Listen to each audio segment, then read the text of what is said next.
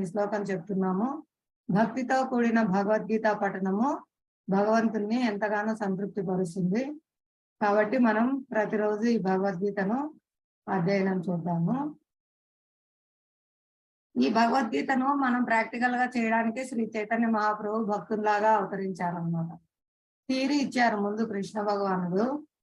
Theory ఎవరు follow కావట్లేదు కాబట్టి స్వయం భగవానుడే మళ్ళీ ప్రాక్టికల్స్ తానే స్వయంగా భక్తుల్లాగా వచ్చి భగవద్గీతను ఆచరిస్తున్నారన్నమాట. ఎలా భగవంతుని కీర్తించాలి, ఎలా భగవంతుని భక్తునిగా ఉండాలి, ఎలా మనం కృష్ణ ప్రేమను పొందాలి, ఎలా ఆనందంగా ఉండాలి అనేది స్వయం ఆయనే వచ్చి మనకు చూపించారు శ్రీ చైతన్య మహాప్రభుగా. శ్రీ చైతన్య మహాప్రభు, శ్రీ నిత్యానంద ప్రభు ఇద్దరు స్వయం భగవాన్, అంటే స్వయం రామ లక్ష్మణుడు, స్వయం కృష్ణ బలరాముడు. వారే కృష్ణుడు బలరాముడే రామలక్ష్మణులుగా వచ్చారు. వారే శ్రీ చైతన్య మహాప్రభు, శ్రీ నిత్యానంద ప్రభుగా వచ్చారు. 500 సంవత్సరాల కిందట పశ్చిమ బెంగాల్లోని నదియా గ్రామం మాయాపూర్లో అన్నమాట. ఇంకా చైతన్య మహాప్రభు చెప్పుకున్నాం కదా, చిన్నప్పుడు అనంత శేషంతో ఆడుకున్నారు. ఆయన దొంగలు ఎత్తుకొని వెళ్ళారు నగలు తీసుకున్నామని. కానీ తిప్పి వాళ్ళు మళ్ళీ ఇంటికే తీసుకొని వచ్చారనమాట. ఎప్పుడైతే చైతన్య మహాప్రభు ఊరంతా చూడాలనుకున్నారో వాళ్ళు వాహనం లాగా ఆయన మోసుకుంటూ వెళ్ళి తిరిగి ఇంటికి తీసుకొచ్చారు. వాళ్ళ పెద్దవాళ్ళు వెతుకుతూ ఉండడం చూసి భయపడి ఆ చైతన్య మహాప్రభువును నిమాయిని అక్కడే వదిలిపెట్టి వెళ్ళారు. ఇంకా తర్వాత నిమాయి పెద్దవాడు చాలా ప్రతిభ, అంటే సంపూర్ణ జ్ఞానం ఆయనకు ఉంది కాబట్టి, భగవంతుడు కాబట్టి ఆయన మొత్తం చాలా ప్రతిభ అంతా ప్రకటించారనమాట. ఆయన 16 ఏళ్ల వయసులోనే విద్యాపీఠం స్థాపించి అందరికీ వ్యాకరణము, తర్కము అన్ని బోధించేవారు అనమాట. చాలా మంది పండితులను ఆయన ఓడించేవారు ఆయన తర్కంతో. ఆయన అచింత్య భేద అభేద తత్వము ప్రతిపాదించారు. భగవంతుడు అచింత్యమైన శక్తి కలవాడు, అన్నిటిలో ఉన్నాడు, అన్నిటిలో లేకుండా గోలోకంలో ఉంటారు. ఆయన అన్నిటికీ అన్ని భేదము ఉంది, అటే సేమ్ అన్ని తానే కాదు, అన్నిట్లో ఉన్న శక్తి తనదే అన్నమాట. ఇది అచింత్య భేద అభేద తత్వము అంటారు. భగవంతుడు ఎంతో కరుణతో మనకు ఈ విధంగా కృష్ణ ప్రేమను ఇవ్వడానికి వచ్చారు. చెప్పుకున్నామో లేదో, ఇది తాటి చెట్లు అండి. తాటి చెట్లు శ్రీరామచంద్రుడు ఒక బాణంతో 7 తాటి చెట్లను పడగొడతారు, వాటికి మోక్షం ఇస్తారు. కానీ భగవంతుడు వాటిని ఆలింగనం చేసుకొని వాటి కృష్ణ ప్రేమను ఇస్తారు. అవి మోక్షం అంటే మోక్షం అంటే భగవత్ ప్రేమ పొందుతాయి, అంటే వైకుంఠ లోకాలకు వెళ్తాయి అన్నమాట. మోక్షము అనేది ఇక్కడ ఉండగానే జీవన్ముక్తులు కావచ్చు. ఎలా అంటే కృష్ణ భక్తి చేయడం ద్వారా ఏ కష్టాలు మనం తాకం. ముక్తి అంటే కష్టాల నుంచి బయటపడడం, కానీ ఇది కృష్ణ ప్రేమ పొందడం అన్నమాట. కేవలం కష్టాల నుంచి బయటపడడం కాదు, తర్వాత ఉంది ఏమిటి, ఆనందం ఉంది అన్నమాట. కాబట్టి ఆ దివ్యానందాన్ని ఇస్తారనమాట. ఇక్కడ ఉండగానే భక్తులు జీవన్ముక్తులు అవుతారు, ఎందుకంటే వాళ్ళని ఎటువంటి కష్టాలు తాకం. సముద్రం లాంటి కష్టం వచ్చినా కూడా నీటి బిందువు లాగా తేలిగ్గా ఉంటుంది అనమాట, వాళ్ళని అది పీడించదు. అదే అభక్తులకు నీటి బిందువు లాంటి కష్టం కూడా సముద్రం లాగా భయపెడుతుంది అనమాట. చాలా మంది భక్తులు ఉదాహరణ మనం చూసుకోవచ్చు. పాండవులు ఉన్నారు, పాండవులు భక్తులు కాబట్టి అయినా వాళ్ళ కష్టాలు వస్తున్నాయని, కానీ అవేవి వాళ్ళను తాకలేదన్నమాట. ఎందుకు? శ్రీకృష్ణ భగవానుడు ప్రతి క్షణం వాళ్ళని రక్షిస్తూనే ఉన్నారు. వాళ్ళకే విజయం ప్రాప్తించింది, వాళ్ళే కీర్తివంతులయ్యారు అనమాట. అలాగే ద్రౌపది మాత చూడండి, భగవంతుని ఆశ్రయించడం వల్ల సంపూర్ణంగా గోవింద అంటూ పిలవడం వల్ల ఆవిడ నిండు సభలో అవమానింపబడాల్సింది, కానీ భగవంతుని దయ వల్ల పూర్తిగా రక్షింపబడింది అనమాట. అలాగే చాలా సంఘటనలు ఉన్నాయండి. గజేంద్ర మోక్షము, భగవన్ నామము, ప్రహ్లాద్ మహారాజు భగవన్ నామం జపించడం చేతనే రక్షింపబడినారు. భగవంతుడు రక్షించాలనుకుంటే ఎవ్వరు ఏం చేయలేరు, భగవంతుడు శిక్షించాలనుకుంటే ఎవ్వరు కూడా ఆయన్ను కాపాడలేదు. ఇప్పుడు హిరణ్యకశిపుడు నేను చావద్దని కోరుకున్నారు, కానీ ఆయన తప్పకుండా సంహరింపబడాల్సి వచ్చింది. భగవంతుడి యొక్క శక్తి అటువంటిది అన్నమాట. కానీ భగవంతుని చేతిలో మరణించినప్పటికీ వాళ్ళకు మోక్షమే అండి. భగవంతుడు ఏం చేసినప్పటికీ సర్వ శుభకరుడు. భగవంతుడు రాక్షసుని సంహరించినప్పటికీ వాళ్ళందరికీ సద్గతి మోక్షాన్ని ప్రసాదించారు. పూతన రాక్షసి చాలా రోజుల బిడ్డ, జస్ట్ చంటి బిడ్డ అన్నమాట. చంటి బిడ్డ కానీ ఆయన పూర్ణ భగవాన్. పూతన రాక్షసి మహారాక్షసి ఎంతో మంది పిల్లల్ని పొట్టన పెట్టుకున్నది. ఆమె విషం పూసిన పాలను ఇవ్వడానికి వచ్చిందనమాట. భగవంతుడు ఎంతో కరుణతో ఆమె యొక్క సేవను గుర్తించాడు. అంటే నాకు పాలు ఇవ్వడానికి వచ్చింది కాబట్టి నాకు తల్లితో సమానమని ఆమెకు తల్లి లాంటి స్థానం ఇచ్చారండి వైకుంఠ లోకంలో. అది భగవంతుని యొక్క కరుణ అన్నమాట. భగవంతుని ఏ విధంగా ఆశ్రయించినా ఆయన అనుగ్రహమే పొందుతారు. కానీ ఈ కలియుగంలో అటువంటి రాక్షసంతో భగవంతుని ఆరాధించే ఇది లేదన్నమాట. ఇప్పుడు కేవలం శాంత రసము, దాస్య రసము, సఖ్య రసము, వాత్సల్య రసము, మాధుర్య రసము, ఇవి 5 భక్తియుక్త సేవా విధానాల్లో ముఖ్యమైనటివి. శాంత రసంలో అంటే నారదుడు వీళ్ళందరూ అట్లా భగవంతుడి లీలలు గానం చేస్తూ అందరికి ప్రచారం చేస్తూ ఇంకా తర్వాత వాత్సల్యము, యశోదమాత, నంద మహారాజు వాళ్ళు బిడ్డగా భావించి సేవలు చేయడము, ఆయన రక్షించాలనుకోవడము. అందరు మామూలుగా మనం ఏం చేస్తాము, తండ్రి నీవు నన్ను మమ్మల్ని రక్షించు అని భగవంతుని మనం ప్రార్థన చేస్తాం, మమ్మల్ని కాపాడు, మాకు అది ఇది అని. కానీ వాళ్ళు ఏమనుకుంటారు, నేను కృష్ణునికి ఇది పెట్టాలి అది పెట్టాలి, కృష్ణుని కాపాడాలి, కృష్ణునికి ఏమన్నా అవుతుందేమో, కృష్ణుని చక్కగా చూసుకోవాలి అనుకుంటారు. వాత్సల్య రసంలో, సఖ్య రసంలో ఆడుకోవడము, గోపబాలురు అందరూ, ఇప్పుడు అర్జునుడు వీళ్ళందరూ అన్నమాట. దాసరసము ఆంజనేయ స్వామి, మనం చూస్తున్నాం ఆయన ఎంత దాసత్వానికి ప్రతీక అంటే రెడీగా ఒక కాలు పైకి పెట్టుకొని ఒక కాలు రన్నింగ్ రేస్ లో ఎలా ఉంటారో అలా ఉంటారనమాట. ఎప్పుడెప్పుడు రెడీగా ఆజ్ఞ ఆయన చూసి రమ్మంటే కాల్చి వచ్చే టైం. అంటే స్వామి సేవ అంటే అంత ఇదిగా చేస్తారు. కానీ అక్కడ కాల్చమంటే ఆ ఆజ్ఞని ఉల్లంఘించి రావడం కాదు, సీతమ్మ వారి జాడ చూడడానికే వెళ్ళారు. కానీ అక్కడ భగవంతుని సంకల్పం మేరకు భగవంతుడు రావణాసురుడి హృదయంలోనే తన లంక నాశనం కావడానికి అతనే ప్లాన్ వేశాడు. అతనే ఈ వానరానికి నిప్పంటించమని చెప్పారు. ఎలా అంటే ఆయన చంపాలనుకున్నారు దూతను, కానీ అప్పుడు విభీషణుడు అక్కడే భగవంతుడు ఆయన హృదయంలో అక్కడ ఎవరు రక్షించే వాళ్ళు ఉండరు మామూలుగా అయితే, ఎందుకంటే అదంతా రావణ రాజ్యం.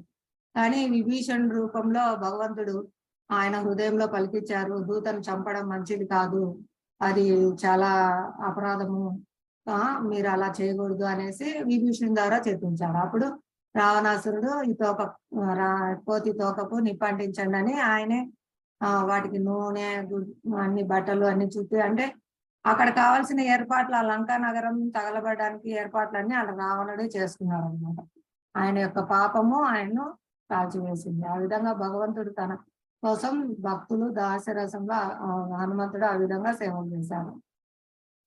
అలాగే మాధుర్య రసము గోపికలండి. గోపికలు ఎంత ప్రేమ భక్తి అంటే వాళ్ళు ఏదైనా సరే భగవంతుని కోసం వదులుకుంటారు.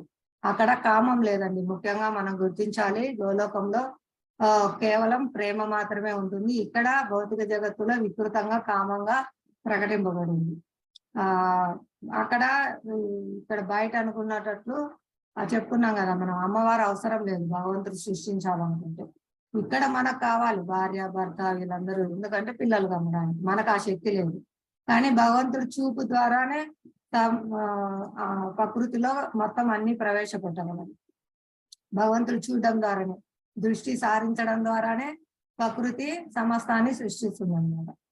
అదే విధంగా భగవంతుడు లక్ష్మీదేవి అవసరం లేకుండానే నాభికమలంలో బ్రహ్మను సృష్టించారు. కాబట్టి అక్కడ కామం అనేది ఉండదు, కేవలం ప్రేమ మాత్రమే ఉంటుంది. ఆ దివ్యమైన ప్రేమనే మాధుర్య రసం అంటారు. అది గోపికల మధ్య కృష్ణుని మధ్య ఉంది. బయట చాలా తప్పుగా రాసలీలలు అది ఇది అని చెప్తుంటారు. అది వీళ్ళు వికృతంగా తమ కామానికి భగవంతుని పేరు లీలల పేరు పెట్టుకుంటున్నారు. అది చాలా తప్పు, అపరాధము. అక్కడ కామం అంటూ లేదు. ఎంతమంది అయినా వాళ్ళు భక్తులు, వాళ్ళు ఆయన యొక్క శక్తులు, ఆయన నుంచి వచ్చిన శక్తులు. అక్కడ కేవలం నృత్యం చేయడము, 7 సంవత్సరాల వయసులో రాసలీల జరిగిందండి. ఇప్పుడు మీరు ఎవరైనా 7 సంవత్సరాల బాలుని తీసుకోండి, అతనిలో ఎటువంటి కామం ఉండదు. అలాగే భగవంతుడు అక్కడ కేవలం 7 సంవత్సరాల వయసులో గోపికలతో రాసలీలకు నృత్యం చేయడం జరిగింది. కేవలం నృత్యమే ఉంటుంది, ఆనందంగా వాళ్ళు నృత్యం చేస్తారు అన్నమాట. ఇక్కడలాగా కామం ఉండదు. అక్కడ కేవలం ప్రేమ మాత్రమే ఉంటుంది. భగవంతుడి బయట నుంచి పొందాల్సిన ఆనందం ఏమీ లేదు. ఆయన పూర్ణుడు అనమాట. ఆయన సర్వ సంపూర్ణుడు. ఆయనలోని శక్తి ఈ గోపికలుగా, రాధారాణిగా అన్నిటిగా విస్తరిస్తారు. లక్ష్మీదేవిగా, రుక్మిణీదేవిగా ఆయనలో ఉండే శక్తిని ప్రకటన చేయడం. మనం చెప్పుకున్నాం కదా, యజమాని డబ్బులుండే అతను తన శక్తిని ఎలా ప్రకటన చేస్తారండి? ఒక మేడ కట్టి, ఒక కారు కొని, ఆయన దగ్గర ధనవంతుడు రా, ఆయన పెద్ద మేడ కట్టాడు, పెద్ద కారులో తిరుగుతున్నారు అనుకుంటారు. ఎలా ఆయన ధనవంతుడు అని తెలిసింది? ఆయన శక్తి ప్రకటన చేశారు. ఆయన మేడ రూపంలో, కారు రూపంలో, ఆ నగల రూపంలో ఆయన వాళ్ళు ప్రకటన చేస్తే వాళ్ళ శక్తి బయటకు వస్తుంది అనమాట. అలాగే భగవంతుడు తనలోని ఆనంద శక్తిని ప్రకటన చేస్తే రాధారాణి అనమాట. ఆ విధంగా తన శక్తిని మనకు చూపించడం, ప్రకటన చేయడం అంతే. వాళ్ళు విభిన్నం కాదు, బయటదేం కాదు. తన శక్తి, తనలోని శక్తి అమ్మవారు. కాబట్టి ఇవన్నీ మనం తెలుసుకోవాలి. ఎవరైనా అడిగినా మనం కృష్ణుని గురించి విమర్శిస్తూ ఉంటారు, చెప్పగలగాలి అన్నమాట. ఇక్కడ పరమ పూజ్య శ్రీ అభయ చరణ అరవింద భక్తి వేదాంత స్వామి శ్రీల ప్రభుపాదుల వారండి. వీరి ద్వారానే మనకు ఈ కృష్ణ చైతన్యం లభించింది. ప్రపంచవ్యాప్తంగా జనులందరి హృదయాల్లో విప్లవాత్మకమైన మార్పును తీసుకొచ్చారు. హరినామ సంకీర్తన ప్రచారం చేయడము, శ్రీమద్ భాగవతము, భగవద్గీత ప్రవచనాలు అంటే వాటిని యొక్క గ్రంథాలన్నిటినీ విశ్లేషించి భాష్యం రూపంలో చాలా చక్కగా అర్థమయ్యేటట్లు, అందరికీ సులభంగా ఆచరించేటట్లు మనకు విధి విధానాలు కల్పించారు ప్రభుపాద. రాబోయే 10,000 సంవత్సరాలంతా స్వర్ణయుగం అండి. ఇస్కాన్ విస్తృతంగా ప్రచారం చేయడం వల్ల ఈ కలియుగంలో కూడా సత్యయుగం లాంటి స్వర్ణయుగం వస్తుందండి. ఈ 10,000 సంవత్సరాలు ప్రతి ఒక్కరూ కంఠమాల వేసుకొని, తిలకం పెట్టుకొని, హరినామం జపిస్తూ ఎంతో ఆనందంగా ఉండే రోజు వస్తుంది. అలా భక్తులు రోజు రోజుకు వృద్ధి చెందుతున్నారు. అలా మనం పొందిన ఈ దివ్యమైన అవకాశాన్ని 10 మందికి కూడా తెలియజేయాలి. ఈ విధంగా ఈ భక్తి వృక్షం అనేది పెరుగుతూ ఉంటుంది. ఆ విధంగా మనం చూడలేకపోవచ్చు ఈ రోజు ప్రతి ఒక్కరూ భక్తులు కావడము, కానీ భవిష్యత్తులో తప్పకుండా జరుగుతుంది. ఇది ఆచార్యులు చెప్పిన శ్రీ చైతన్య మహాప్రభు చెప్పిన భవిష్యవాణి అన్నమాట. వీటన్నిటికీ సైన్యాధిపతి అయిన శ్రీల ప్రభుపాదుల వారు అంకురార్పణ చేశారు, ఇస్కాన్ స్థాపించి అంతర్జాతీయ కృష్ణ చైతన్య సంఘం. హరే కృష్ణ అండి. ఇక్కడ పరమ పూజ్య శ్రీ జయప్రతాప్ స్వామి మహారాజు వారు, వీరు జీబీసీ సభ్యులు మరియు ఆధ్యాత్మిక గురువు. ఇక్కడ ఆచార్యులు ప్రతి ఒక్కదాన్ని ఎలా సేవలో ఉపయోగించాలో మనకు చూపిస్తున్నారు. ఇప్పుడు ప్రతి ఒక్కరి చేతిలో సెల్ ఫోను, ఆన్లైన్ ఇవే ఉన్నాయి. కాబట్టి మహారాజులు ఆన్లైన్ ద్వారా ప్రచార కార్యక్రమానికి శ్రీకారం చుట్టారు. భౌతికమైన విషయం అంటూ ఏదీ లేదు, ప్రతి వస్తువును మనం సేవలో ఉపయోగించవచ్చని వారు చూపిస్తున్నారు. గీతా మహత్య శ్లోకము ఎవరైనా చదువుతారా అండి? కొంచెం స్పెల్లింగ్ మిస్టేక్స్ ఉన్నాయి. గీతాశ్చాత్న జనతి పఠనం నైవ పఠనం సాయేవ మనుష్యలోకే మోఘ కర్మకరో భవేత్. గీతను నేర్చుకోవడం మరియు బోధించడం గురించి ఏమీ తెలియని వ్యక్తి మానవ జీవన రూపం యొక్క విధిలో విఫలమవుతాడు. ఈ మానవ జన్మ అనేది అరుదైన అవకాశం అండి, చాలా దుర్లభమైన అవకాశము. జ్ఞానం గల జన్మ. కుక్కలు, పిల్లులు వాటన్నిటికి చెప్పుకున్నాం కదా మనం, వాటికి జ్ఞానం లేదు, తక్కువ వికసించలేదు. వాళ్ళ జ్ఞానం ఉంది కానీ వికసింపలేదు అన్నమాట. ఇప్పుడు మనం కుక్కలన్నీ ఒక రూమ్ లో వేసి అక్కడ సైలెన్స్ ప్లీజ్ అని బోర్డు పెడితే వాటికి తెలియదు, అవి అరుస్తూనే ఉంటాయి. కానీ మనుషులందరూ ఒక రూమ్ లో కూర్చుంటే సైలెన్స్ ప్లీజ్ అని బోర్డు పెడితే అక్కడ వాళ్ళు సైలెంట్ గా ఉంటారు. ఎందుకు? అది చదవడం వల్ల. అంటే ఎక్కువ జ్ఞానం భగవంతుడు మనిషి రూపంలో ఉన్న మనకు ఇచ్చారు. కాబట్టి ఈ మనిషి రూప జన్మను మనం సఫలం చేసుకోవాలంటే గీతను నేర్చుకోవాలి మరియు బోధించాలి. ఇది తెలియని వ్యక్తి తన మానవ జన్మ యొక్క కర్తవ్యంలో సక్రమంగా నిర్వహించడంలో అతను విఫలమైనట్లే. ఇది గీతా మహత్యంలో చెప్తున్నారు శ్రీ వైష్ణవ తంత్రసారం శ్లోకం 13లో. కాబట్టి మనం మన మానవ జన్మను సఫలం చేసుకుందాము, మనం నేర్చుకుందాము, ఇతరులకు నేర్పిద్దాము. బోధించడం చాలా సులభం అండి. ఇది మీరు ఏదైతే విన్నారో అది మీ చుట్టుపక్కల వాళ్ళకు, మీకు తెలిసిన వారికి, మీ బంధువులకు, అందరికీ, మీ ఫ్రెండ్స్ కి తెలియజేయండి. దీనివల్ల మనము లాభం పొందుతాము, వాళ్ళు లాభం పొందుతారు. ఇది అత్యుత్తమమైన పరోపకారం అండి. జీవాత్మ శాశ్వతంగా ఆనందంగా ఉంటుంది, శాశ్వతంగా భగవంత్ సన్నిధిలో ఉంటుంది, భగవత్ సేవలో ఉంటుంది. మామూలుగా ఒక దేహానికైతే మనం ఏమి ఇవ్వగలమండి, ఏమి ఇచ్చినా కూడా అది నశించిపోతుంది. ఈరోజు ఒక పూట ఆహారం పెడితే మళ్ళీ పూట ఆకలి అవుతుంది. కొన్ని బట్టలు ఇస్తే మళ్ళీ అవి చినిగిపోతాయి, కొన్ని మందులు ఇస్తే మళ్ళీ వేరే వేరే వ్యాధి వస్తుంది. ఏ విధంగానూ మనం వాళ్ళకు పూర్తిగా సహాయం చేయలేము. ఈ దివ్య జ్ఞానాన్ని ఇవ్వాలండి. ఈ దివ్య జ్ఞానం ఇస్తే అది వాళ్ళతో శాశ్వతంగా జన్మ జన్మలకు ఉంటుంది. వాళ్ళు ఉద్ధరింపబడతారు. వాళ్ళు బోధించడం ద్వారా 10 మంది ఉద్ధరింపబడతారు. కాబట్టి మనం ఈ దివ్య జ్ఞానాన్ని ఇవ్వడం ద్వారా అత్యుత్తమ సహాయం చేసిన వాళ్ళం అవుతాము. దయచేసి ఈ భగవద్గీత జ్ఞానం క్లాసుల గురించి మీరు అందరికీ చెప్పండి. ఇంకా ఎవరినైనా జాయిన్ చేయండి. మీకు తెలిసినది మీరు వినేది మీరు ఇతరులతో పంచుకుంటూ ఉండండి. అప్పుడు అది మనకు ఉపయోగకరము, వాళ్ళకు చాలా ఉపయోగకరము, మనకు ఇంకా ఉపయోగకరము. హరే కృష్ణ. ఈరోజు అధ్యాయం 13 ప్రకృతి, పురుషుడు, చైతన్యము. ఇందాక చెప్పుకున్నాం కదా, ప్రకృతి అంటే భగవంతుని యొక్క శక్తి, భగవంతుడు పురుషుడు. మనం కూడా పురుష కావాలని ప్రయత్నం చేస్తున్నాము, కానీ మనం కూడా ప్రకృతే అండి. కానీ తప్పుడుగా మనం యజమాని కావాలని ప్రయత్నం చేస్తున్నాం, అందువల్ల కష్టాలు పడుతున్నాం.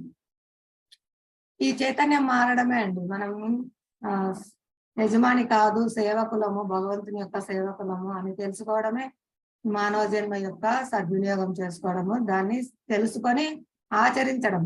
సేవకునిగా నా విధి ఏంటి, భగవంతునికి నేను ఏ విధంగా సేవ చేయాలి అనేది తెలుసుకొని ఆచరించడం వల్ల మనం పూర్ణత్వాన్ని పొందుతాము. ఇది ఈ అధ్యాయంలో మనకు తెలుపబడింది. ఎవరైనా ఈ శ్లోకం చదువుతారా? 13వ అధ్యాయం 1వ శ్లోకము. మైక్ ఆన్ చేసుకొని చదవండి ఒకరు. హరే కృష్ణ. చదవండి శిరీష మాతాజీ. హరే కృష్ణ మాతాజీ. అర్జున ఉవాచ ప్రకృతిం పురుషం చైవ క్షేత్రం క్షేత్రజ్ఞమేవ చ ఏతద్వేది తుమిచ్చామి జ్ఞానం జ్ఞేయం చ కేశవ.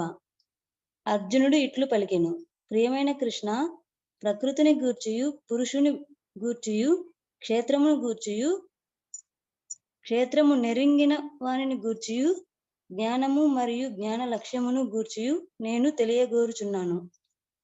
హరే కృష్ణ. హరే కృష్ణ. ధన్యవాదాలు.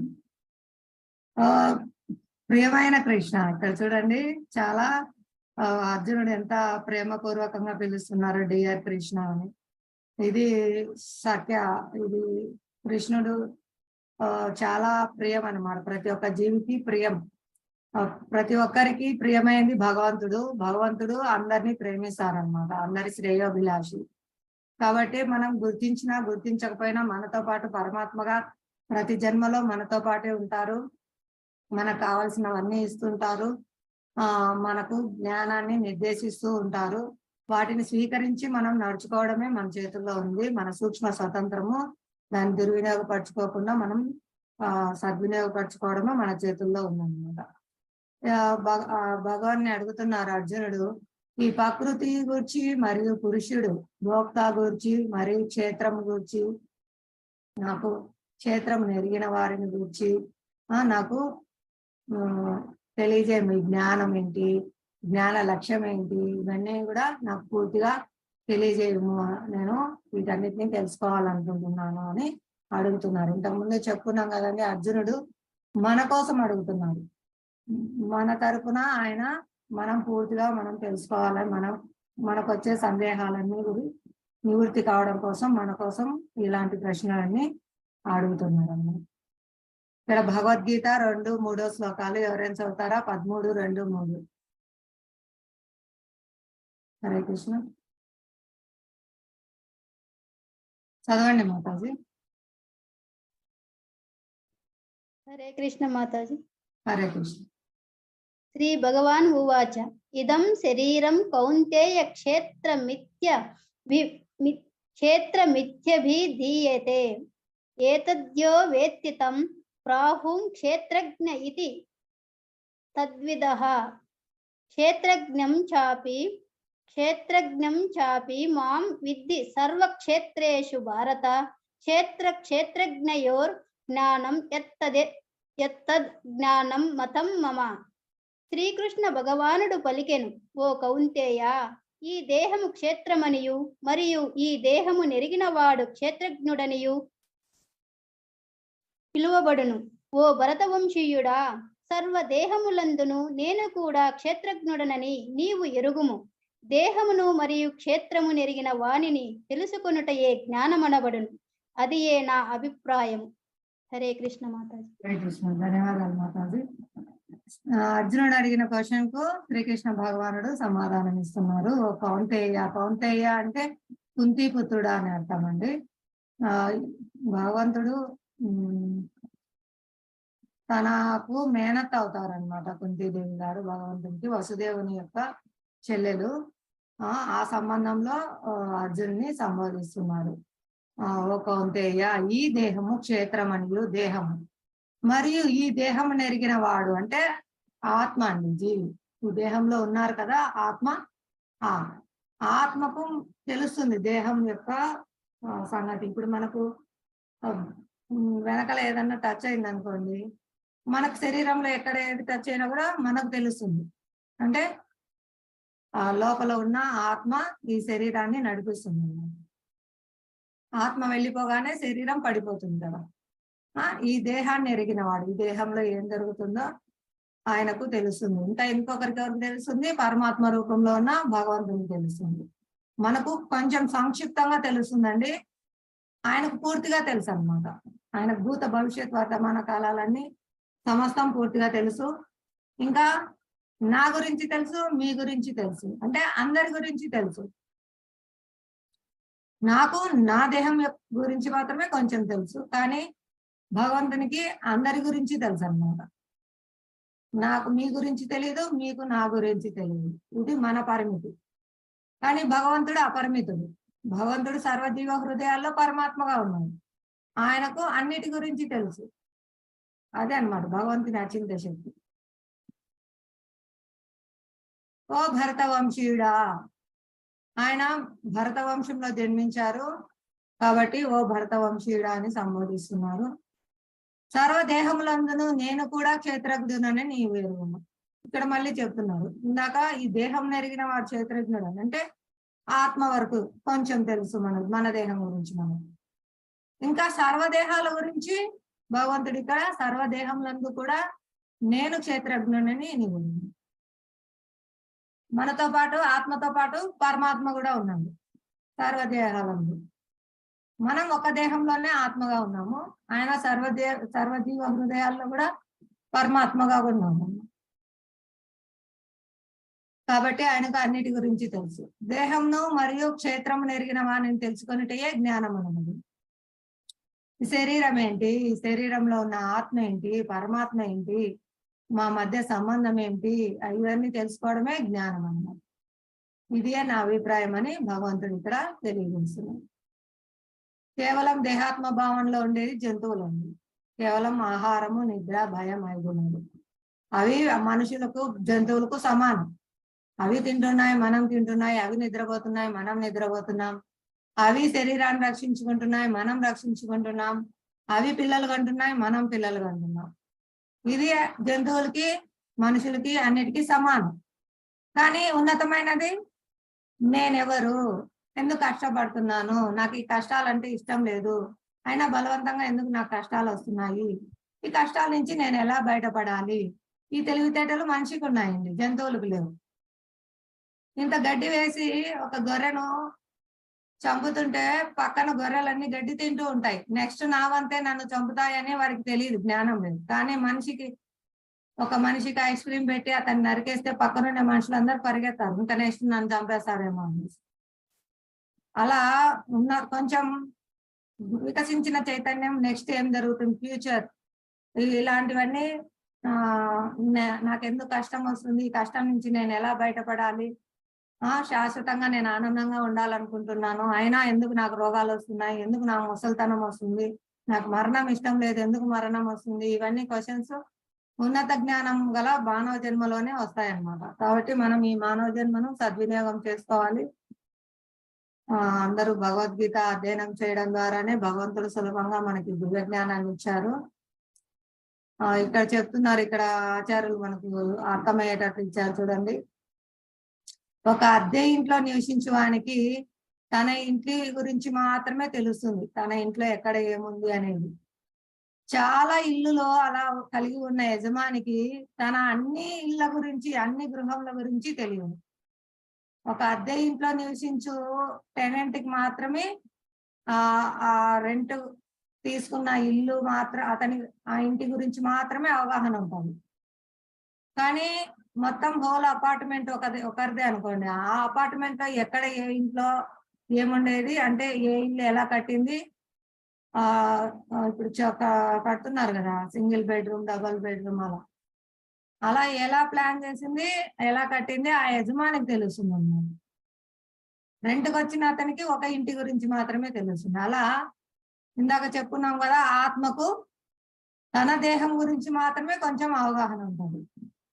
కానీ భగవంతునికి ప్రతి ఒక్క దేహంలో పరమాత్మగా ఉన్నారు, ప్రతి ఒక్క జీవి హృదయంలో పరమాత్మగా ఉన్నారు. కాబట్టి అన్నిటి గురించి ఆయనకు తెలుస్తుంది అన్నమాట. మనకు తెలియదు ఒకరి గురించి ఒకరు, కానీ ఆయనకు సర్వం తెలుసు. అది భగవంతునికి మనకు తేడా. ఆయన సర్వజ్ఞుడు, మనం పరిమితమైన జ్ఞానం కలవాలి. ఇది అర్థమైంది కదండి. భగవంతుడు ఆత్మ, పరమాత్మ. అది ఇక్కడ క్షేత్రం అని ఇచ్చారు. క్షేత్రం అనేది శరీరంతో పోల్చుకుంటారు. క్షేత్రం అంటే ఈ పొలం అనుకోండి, పొలం శరీరం అనుకోండి. రైతుకు తన భూమి గురించి మాత్రమే తెలుసు. ఆయన తన పొలానికి వెళ్తారు, తన పొలంలో పంటలు చేస్తారు, అక్కడ ఉండే స్థితి ఏంటి అనేది రైతుకు తన పొలం గురించి మాత్రమే తెలుస్తుంది. కానీ రాజుకు తన రాజ్యం మొత్తం గురించి తెలుసు.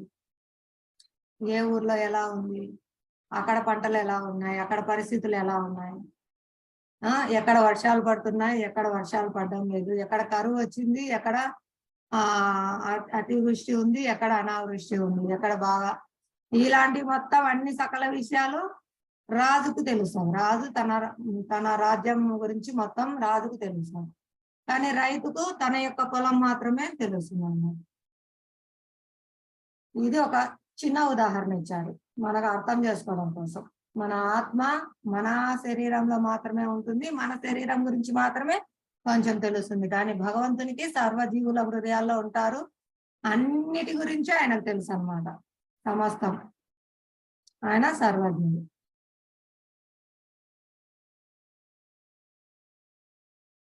ఇది ఒక మంచి జరిగిన కథ అండి, ఎక్స్పీరియన్స్. డివోటీస్ శ్రీ కనకదాస్ గారు, వీరు గురుకులంలో ఉన్నప్పుడు వారి గురువు గారు పిల్లలందరినీ పిలిచి తలా ఒక అరటిపండు ఇచ్చి, వీటన్నిటిని మీరు ఎవరు చూడకుండా తిని రావాలి అని చెప్తారు. అందరు పిల్లలు వెళ్తారు, ఒక్కొక్కరు ఒక్కొక్క చోట కూర్చొని అరటిపండుని తింటారు, తిరిగి వస్తారు. కనకదాస్ చేతిలో మాత్రం అరటిపండు అలాగే ఉంటుంది. అందరిని అడుగుతారు, ఏంటి, ఎక్కడ తిన్నావు నువ్వు? నేను ఒక గడ్డివాము వెనక్కి వెళ్ళాను, అక్కడ ఎవరు లేరు, చుట్టూ చూశాను, అక్కడ తీసుకొని వచ్చాను. అలా ప్రతి ఒక్కరూ, నేను ఒక రూమ్ లోకి వెళ్ళాను, అక్కడ ఎవరు లేరు, తీసుకొని వచ్చాను, అక్కడ పండు తిన్నాను అని చెప్తారు. మరి కనకదాస్, నువ్వేమిటి అరటిపండు అలాగే తెచ్చావు, నువ్వు ఎక్కడికి వెళ్ళలేదా అని అడుగుతాను. వెళ్ళాను గురువు గారు, ఎక్కడికి వెళ్ళినా కూడా అంతటా ఉన్నారు, పరమాత్మ చూస్తున్నారు కదా, భగవాన్ లేని ప్రదేశం ఏమున్నది, భగవాన్ అన్నిటినీ చూస్తూ ఉన్నారు, ఆయన లేని ప్రదేశం అంటూ ఏది లేదు కదా. ఆ విధంగా నేను ఎవరు చూడకుండా దీన్ని తినలేనని తీసుకొని వచ్చాను వెనక్కి అని చెప్తారు. అదే అండి, మనం అనుకుంటాం ఎవరు చూడలేదని. భగవంతుడు మరియు భగవంతుని యొక్క ప్రతినిధులు, సూర్యుడు, చంద్రుడు, గాలి, అగ్ని, దిక్కులు, భూమాత, ప్రతి ఒక్కటే అండి. ప్రకృతి అంతా భగవంతుని యొక్క శక్తి. ప్రతి ఒక్కరూ, దేవతలందరూ ఆయన యొక్క సేవకులు. స్వయం భగవాన్ ఉన్నారు, పరమాత్మగా ఉన్నారు, అన్ని జీవుల హృదయాల్లో ఉన్నారు, మన హృదయంలో పరమాత్మగా ఉన్నారు. కనకదాస్ అక్కడ చెప్తారు, పరమాత్మగా హృదయంలో కృష్ణుడు చూస్తూనే ఉన్నారు. కృష్ణుడు చూడకుండా, కృష్ణుడు అనుమతించకుండా మనం ఏం చేయలేము. కాబట్టి ఎవరు చూడకుండా ఉండే ప్లేస్ ఏది లేదని వెనక్కి తీసుకొని వస్తారు. ఆ విధంగా పరమాత్మగా మన హృదయంలో ఉన్నారు, సాక్షిభూతుడుగా అన్ని మన కార్యాలన్నీ చూస్తున్నారు. ఎవరు చూడలేదు అనుకుంటాం, ఆయన సాక్ష్యం ఉన్నారు. భగవంతుడు సకల జీవుల హృదయాల్లో పరమాత్మగా ఉన్నారు కాబట్టి ఆయన సాక్షిభూతుడు మరియు అనుమతి ఇచ్చేవారు. కాబట్టి ఈ కథ ద్వారా మనం తెలుసుకోవాలి, భక్తులు ఎటువంటి దృష్టి కలిగి ఉంటారంటే సర్వంలో వాళ్ళు భగవంతుని దర్శిస్తారు మరియు పరమాత్మగా దర్శిస్తారు, స్వయం భగవాన్ గా వాళ్ళు దర్శనం పొందుతారు అన్నమాట. శ్రీ విగ్రహ రూపంలో ఎంతో కరుణతో మన సేవలు స్వీకరించడానికి వస్తారు భగవాను. కనకదాసు వారు చాలా గొప్ప భక్తులు. ఆయన ఎన్నో కీర్తనలు రచించారు, కీర్తన చేశారు.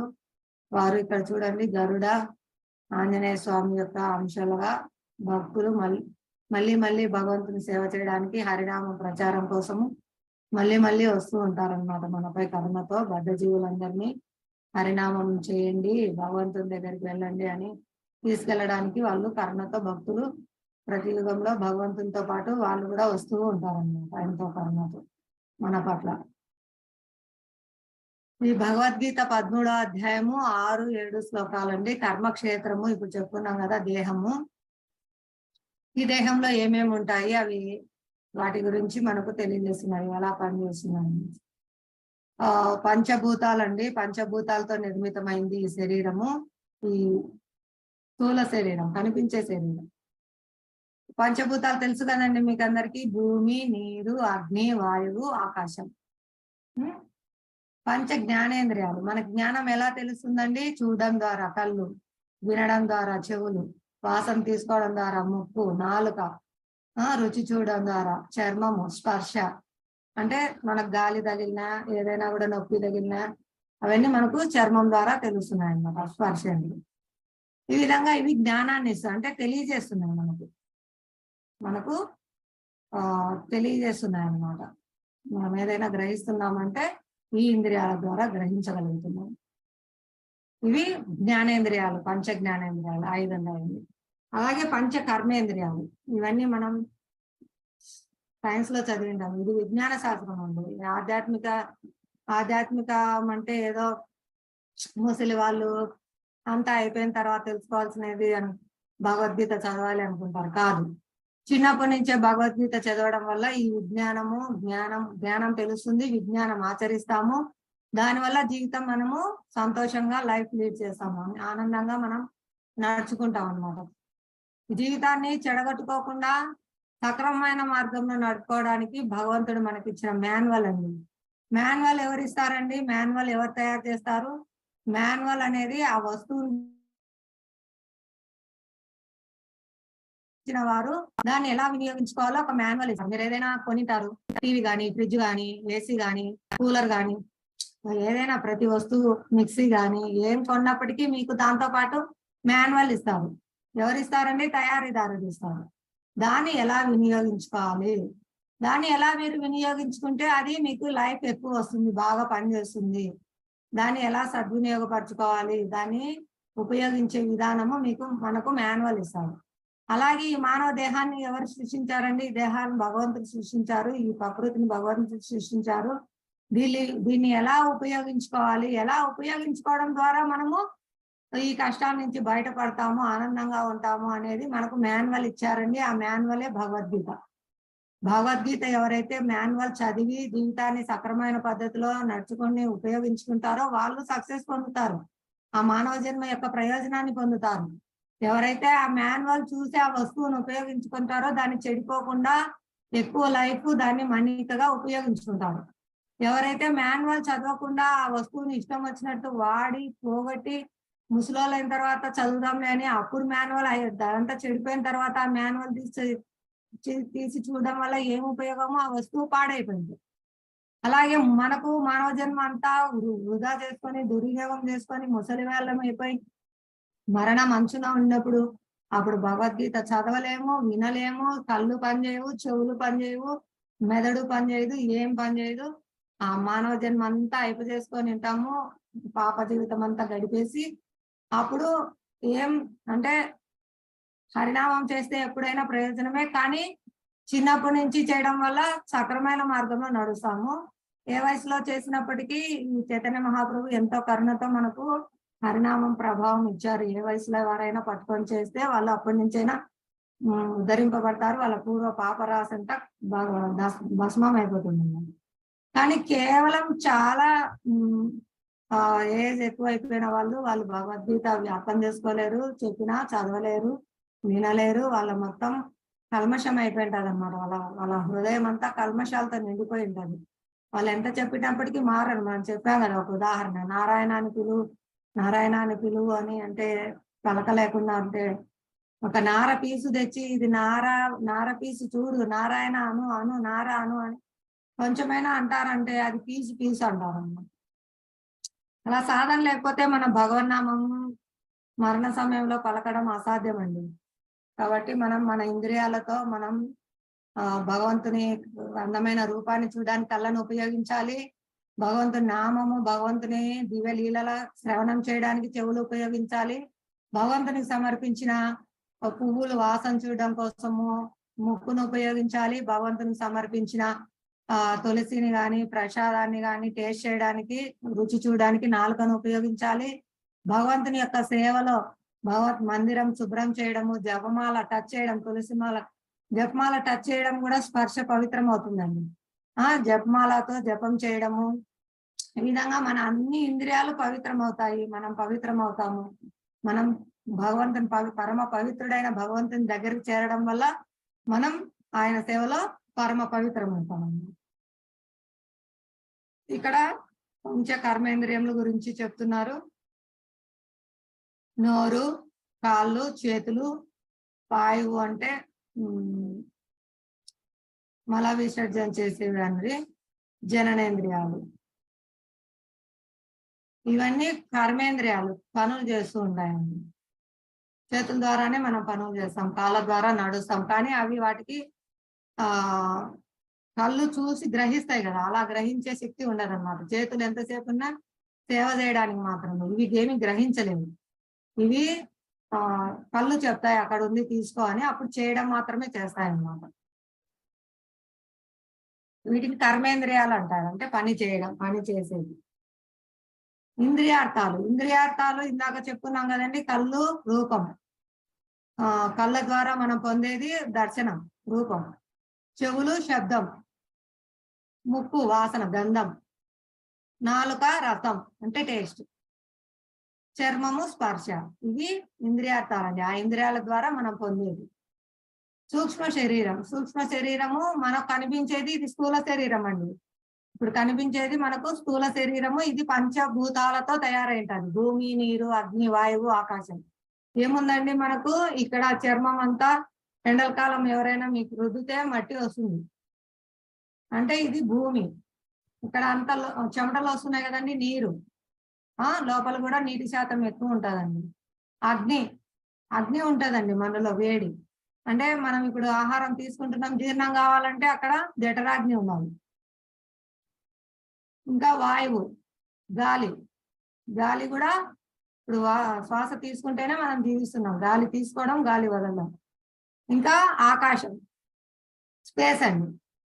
మనలో స్పేస్ ఉంటుంది, అంటే ఖాళీ ప్లేస్ ఉంటుంది అనమాట. ఇప్పుడు గాలి వెళ్తుంది వస్తుంది అంటే లోపల తీసుకుంటున్నాం, ప్లేస్ ఉంది కాబట్టే కదా. నీళ్లు తీసుకుంటున్నాం, ఆహారం తీసుకుంటాం, లోపల స్పేస్ అనేది ఉందన్నమాట. ఇది కనిపించే స్థూల దేహం.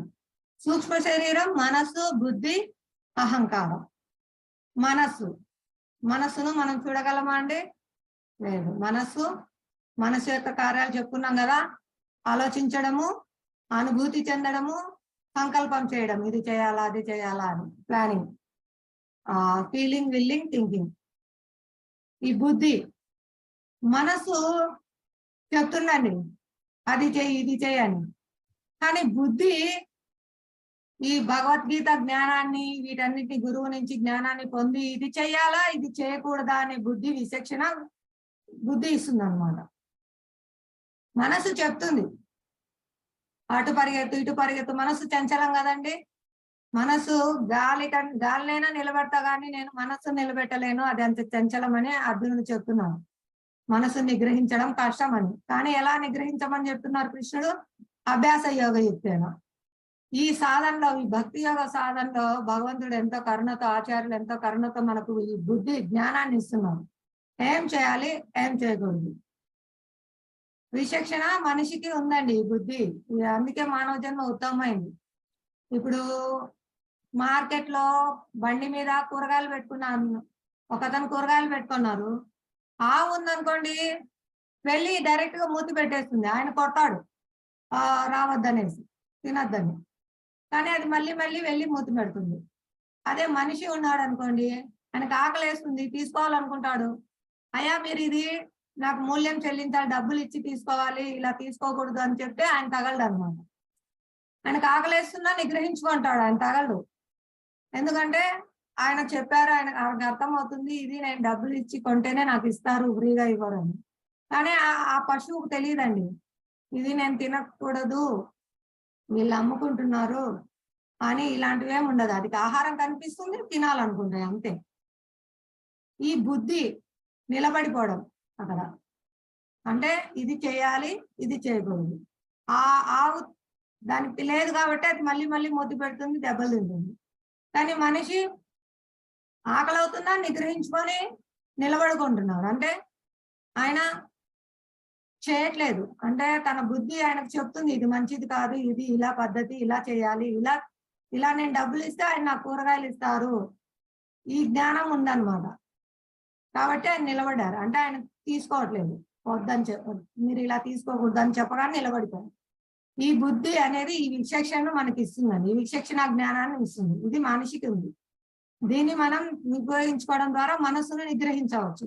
మనసు చెప్తుంది, మనసు ఇష్టం వచ్చిన దగ్గరకి, కళ్ళు చూపించిన దగ్గరకి పరిగెత్తమంటుంది, చెవులు విన్నదాని దగ్గరకల్లా పరిగెత్తమంటుంది మనసు. దాన్ని మన బుద్ధితో నిగ్రహించుకోవాలి. ఇది చూడొచ్చా, ఇది చూడకూడదా, ఇది వినవచ్చా, ఇది వినకూడదా, ఇది నేను స్వీకరించవచ్చా, స్వీకరించకూడదా అనేది మన బుద్ధి మనకు విచక్షణ ఇస్తుంది. పరమాత్మ హృదయంలో జ్ఞానం ఇస్తారు. అందుకే దొంగకు చెప్తారు కదండి, పరమాత్మ భయం పెడతాడు, ఇది నువ్వు తప్పు చేయకూడదు, చేస్తే నువ్వు శిక్షింపబడతావు. ఇవన్నీ పరమాత్మ చెప్తూనే ఉన్నారు. కానీ ఎవరైతే వినకుండా చేస్తారో వాళ్ళు శిక్షింపబడతారు. ఆ విధంగా పరమాత్మ చెప్పిన దాన్ని నిలబడి, అవును ఇది తప్పు, ఇది చేస్తే నాకు శిక్ష పడుతుంది, నేను ఇది చేయకూడదు అనే నిగ్రహంతో మనసు నియంత్రించి నిలబడతారో అతను రక్షింపబడతారు. అతను అరెస్ట్ చేయడు, అతను తప్పు చేయడు, అతను పాపం మూట కట్టుతాడు. అలా ప్రతిదీ కూడా అండి, ప్రతిదీ మనసు చంచలం. మనసు శిక్షణ ఇస్తే అది ఉత్తమ మిత్రుడు, శిక్షణ ఇవ్వకపోతే అదే శత్రువు అన్నమాట. కాబట్టి ఈ బుద్ధి అనే విచక్షణ జ్ఞానాన్ని ఉపయోగించుకొని మనము దాన్ని నియంత్రించాలి. ఈ అహంకారం ఉంది. నెక్స్ట్ ఈ అహంకారం ఏంటండి, మనం ఈ శరీరాన్ని అనుకోవడం నిత్యాహంకారం. కానీ నేను ఆత్మను, నేను ఈ శరీరాన్ని కాదు, ఈ శరీరం తాత్కాలికమైంది, నాకు భగవంతునిచే ఉపయోగించుకోవడానికి ఇవ్వబడింది, దీన్ని వదిలిపెట్టి నేను వెళ్తాను, నేను ఆత్మను, నేను భగవంతుని యొక్క సేవకుణ్ణి. ఇది సత్యమైన అహంకారం అండి. ఈ సూక్ష్మ శరీరము, ఈ మిథ్యాహంకారం, నేను ఈ శరీరాన్ని, ఈ మనసును, ఈ బుద్ధిని, వీటన్నిటితో ముడిపడి ఇదే నేను అనుకోవడము, ఇది ఒక ఇప్పుడైతే ఈ స్థూల శరీరాన్ని, కనిపించే శరీరాన్ని, ఈ స్త్రీని నేను, ఈ స్త్రీ దేహం నాది, ఈ పురుషుని కాబట్టి నేను పురుషుణ్ణి, నేను కుక్క శరీరంలో కాబట్టి నేను కుక్కను, నేను పిల్లి శరీరంలో కాబట్టి నేను పిల్లిని అనుకోవడము, అది ఒక రకమైన అంటే ఆ అహంకారం అన్నమాట. అంటే అది మిథ్యాహంకారం. ఏదైతే కాదో అది నేను అనుకోవడం. ఏదండి మనం అసలేంది, ఆ పిల్లి శరీరం ఇవ్వబడింది కర్మానుసారము, కానీ అందులో ఉన్న ఆత్మ నేను. ఆ పిల్లి శరీరం వదిలిపెట్టి మళ్ళీ కర్మానుసారం వేరే దేహంలోకి వెళ్తున్నాను. అదే మానవ దేహంలో అయితే మనం ఈ విధంగా భగవద్గీత జ్ఞానం ద్వారా, మనం భగవద్గీతలో అనుసరించడం ద్వారా మనం ఉత్తమ శరీరాన్ని పొందుతామండి. అంటే భక్తి చేసుకున్న వారు భగవంతుని అనుగ్రహంతో మళ్ళీ మళ్ళీ ఈ కష్టాల శరీరాన్ని పొందకుండా నా ధామం చేరుతారు. ఎవరైతే నన్ను సేవిస్తారో, ఎవరైతే నన్ను ఈ విధంగా ఈ మార్గంలో భక్తితో పూజిస్తారో, నన్ను నా యొక్క జన్మ కర్మ దివ్యమని తెలుసుకుంటారో వాళ్ళందరూ తప్పకుండా నన్నే పొందుతారు, నా ధామం చేరుతారు. మళ్ళీ వాళ్ళకు పునర్జన్మ ఉండదు, ఈ భౌతిక శరీరంలో కష్టాలు పడరు అనేసి భగవంతుడు మనకు ఆశ్వాసం ఇస్తున్నారు. అక్కడ మనకు సచ్చిదానంద దేహం ఉంటుంది, అక్కడ అసలైన శరీరం అండి. ఇది తాత్కాలిక శరీరం, ఇది సత్ కాదు, శాశ్వతం కాదు, చిత్ జ్ఞానం, పూర్ణమైన జ్ఞానం లేదు దీనికి. అజ్ఞానంలో జన్మించాము. మరి ఆనందం లేదండి. ఎక్కడుందండి ఆనందము? ఈ శరీరం పుట్టిన దగ్గర నుంచి, కడుపులో ఉన్నప్పటి దగ్గర నుంచి కష్టాలే. ఆ చీకటి గదిలో బంధింపబడి గర్భాశయంలో కష్టాలు పడుతూ మళ్ళీ బయటకు వచ్చేటప్పుడు కష్టమే, భయంకరమైన కష్టం, మరణ కష్టం. మళ్ళీ బయటకు వచ్చిన తర్వాత కష్టమే, మనకు ఆకలేస్తుంటుంది, వాళ్ళు వేరే ఏదో చేస్తారు, ఏడుస్తున్నారు ఎందుకు అనేసి, లేదా చీమ కొడుతుంటుంది, వాళ్ళు ఇంకోటి ఏదో చేస్తారు, కడుపు వస్తుందేమో అని కడుపు నొప్పి మంది చేస్తారు. ప్రతిదీ కష్టాలే అండి. పుట్టక ముందు నుంచి. అంటే ఈ శరీరం ఎప్పుడైతే స్వీకరిస్తామో ఆత్మకు కష్టం లేదు, కానీ ఆత్మ ఎప్పుడైతే శరీరంలో ఇరుక్కుంటుందో అప్పటి నుంచి ఈ దేహం అంతా మనకు కష్టాలే ఇస్తుంది. కాబట్టి ఈ సూక్ష్మ శరీరము, ఈ స్థూల శరీరం నుంచి, భావం నుంచి మనం బయటపడాలి. అదే ఆచార్యులు మనకు ఎంతో అనుగ్రహంతో తెలియజేస్తున్నారు. మనం ఆత్మస్వరూపము, భగవంతుని యొక్క నిత్యదాసులము, అది తెలుసుకోవాలి, ఆ విధంగా ఆచరించాలి, మన నిజ స్థితిలో ఆత్మ యొక్క స్థితిలో వర్తించాలి. ఇక్కడ ప్రకృతి యొక్క త్రిగుణములు, ఈ త్రిగుణముల వల్లనే మనం ఇక్కడ రకరకాల కష్టాలు, అంటే రకరకాలుగా క్యారెక్టర్స్ డిజైన్ అవుతున్నాయి. అంటే వాళ్ళ యొక్క గుణం బట్టించి వర్ణం అని చెప్పాం కదండి. గుణం కర్మ, గుణకర్మ. ఆత్మ సహజంగా ఆనంద స్థితిలో ఉంటుంది, సహజంగా భగవంతుని యొక్క కళ్యాణ గుణాలన్నింటినీ కలిగి ఉంటుంది. కానీ ఎప్పుడైతే ఈ త్రిగుణాలకు లోబడుతుందో అప్పుడు వాళ్ళు ఆ త్రిగుణాలకు ఆడించినట్లు ఆడతారు. తమో గుణంలో చాలా ఘోరమైన కార్యాలు చేస్తూ ఉంటారు, పాపాలు మూట కట్టుకుంటారు. రజోగుణంలో కోరికలతో పరిగెడుతూ రకరకాల కార్యాలు చేస్తుంటారు, దానివల్ల పాపాలు మూట కట్టుకుంటారు. సత్వగుణంలో కొంచెం ధార్మికంగా భగవత్ సేవ పట్ల అనురక్తులు అవుతారు. ఆ విధంగా సత్వగుణాన్ని పెంచుకోవడానికి మనకు భగవంతుడు ఏమేమి కార్యాలు చేయాలో అన్ని తెలియజేస్తున్నారు భగవద్గీతలో. తమోగుణం నుంచి బయటికి రావాలి, రజోగుణం నుంచి బయటికి రావాలి, సత్వగుణంలో కూడా ఉండిపోవద్దు, అది కూడా మనం బంధిస్తుంది.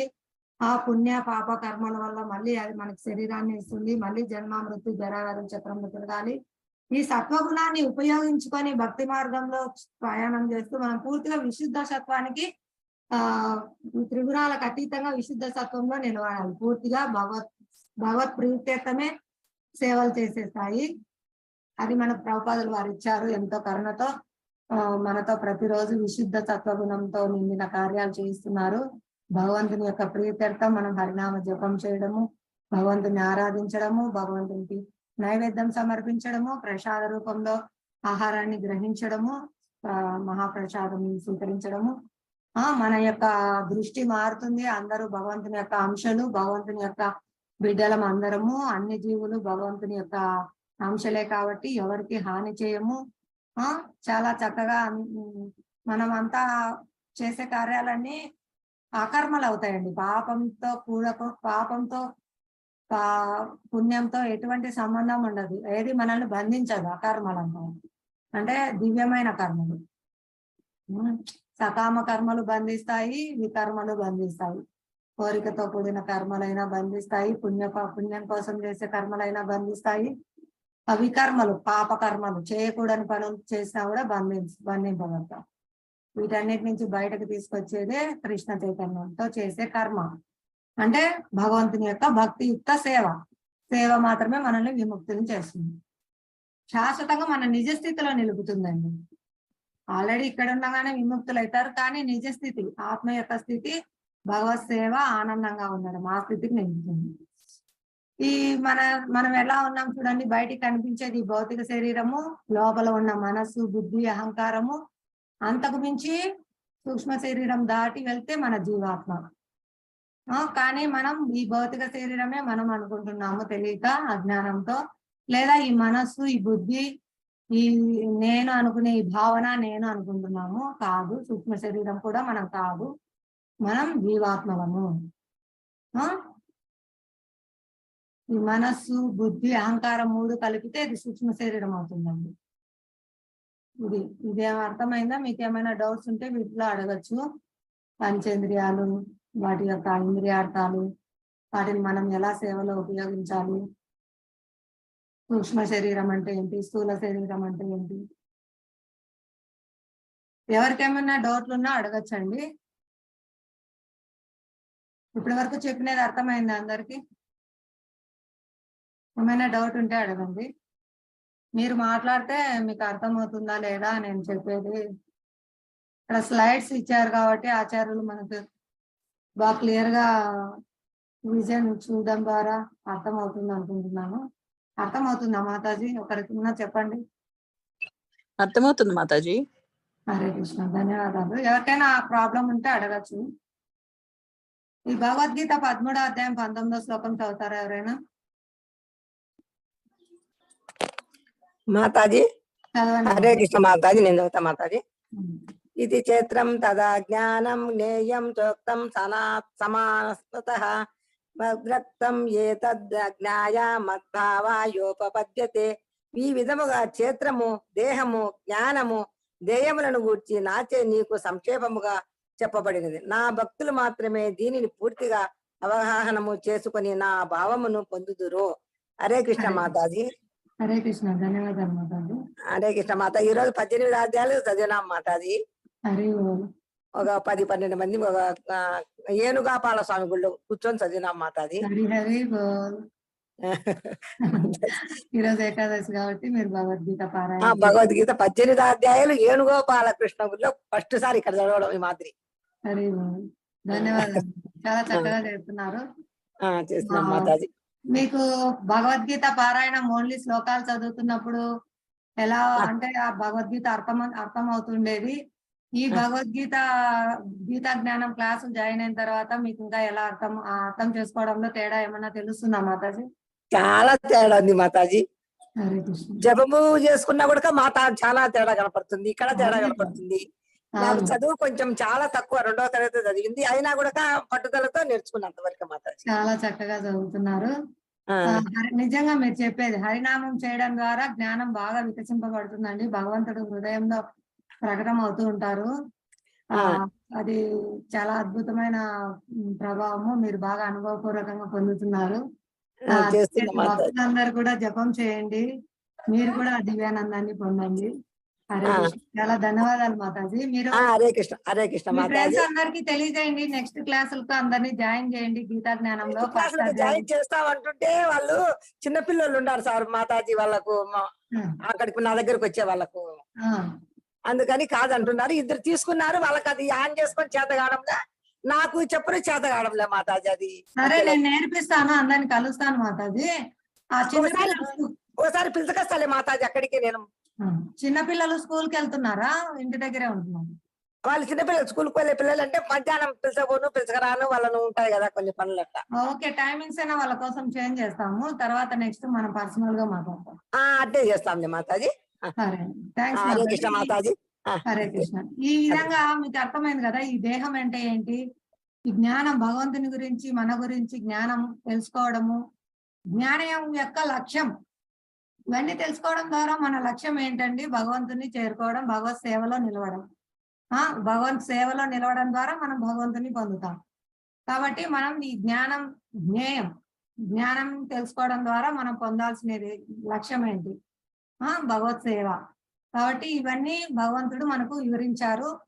ఎవరు దీనిని పూర్తిగా అవగాహన చేసుకొని ఆయన పొందుతారు, ఆయన యొక్క భావాన్ని, ఆయన యొక్క హృదయం యొక్క భావాన్ని అర్థం చేసుకుంటారు వాళ్ళు అని చెప్తున్నారండి.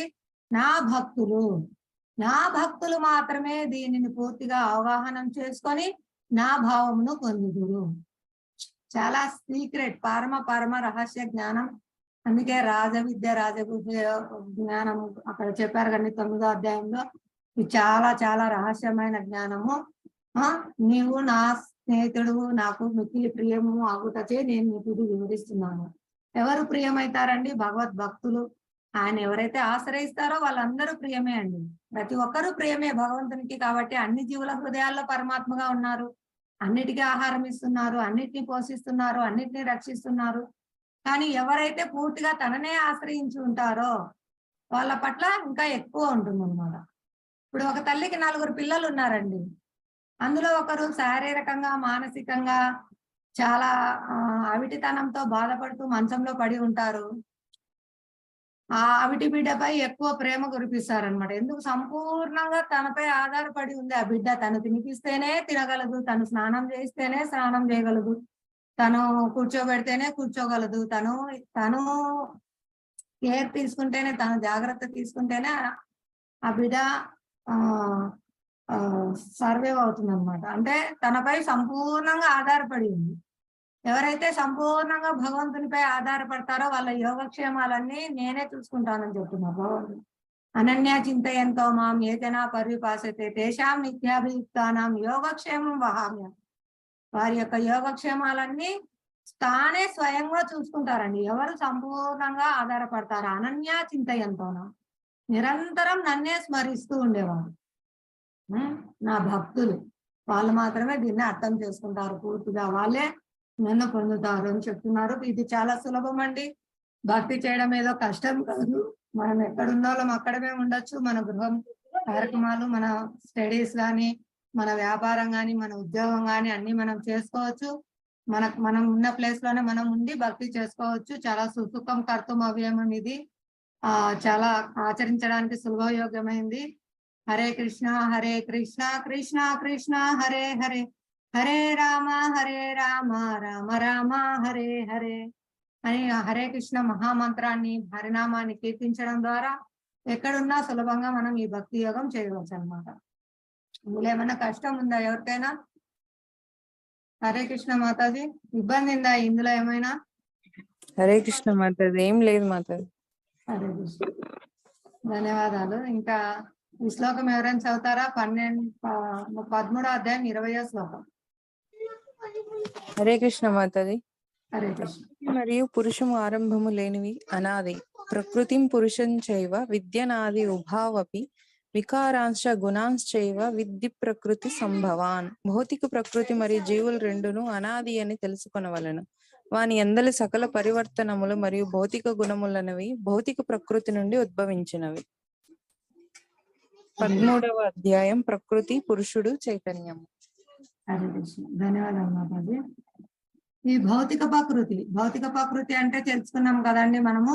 కనిపించేదంతా ఇక్కడ ఏదైతే ఆధ్యాత్మిక జగత్తు, వైకుంఠ లోకాలండి. వైకుంఠ లోకం, గోలోకం అంతా ఏదైతే ఇక్కడ ఈ భౌతిక విశ్వం ఉందో, ఇక్కడ మనకు కనిపించేది ఈ భౌతిక ప్రకృతి. ఇక్కడ ఈ మరియు జీవులు అంటే ఈ శరీరము భౌతికమైందండి, ఇది ఆధ్యాత్మికం కాదు. ఇందులో ఉన్న జీవాత్మ ఆధ్యాత్మిక ప్రకృతికి సంబంధించిన వారు, అంటే భగవంతుని యొక్క అంశాలు. ఈ భౌతిక ప్రకృతి కూడా భగవంతుందే అండి. కానీ ఈ చైతన్యం అనేది ఉంటది కదా, చైతన్యం జీవాత్మకు చైతన్యం ఉంటుంది. ఈ భౌతికమైన వాటికి ఉండదు. ఈ శరీరం ఆత్మ ఉన్నంత వరకే చైతన్యంగా ఉంటుంది. శరీరం ఆత్మ వదిలి వెళ్ళిపోయిన తర్వాత ఇది పనికిరాంది అవుతుంది. ఇది చైతన్య రంగం. ఈ రెండు అనాది.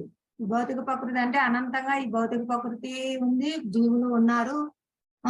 వాని అందలి మార్పులు అన్ని జరుగుతూనే ఉన్నాయి. ఇంకా భౌతిక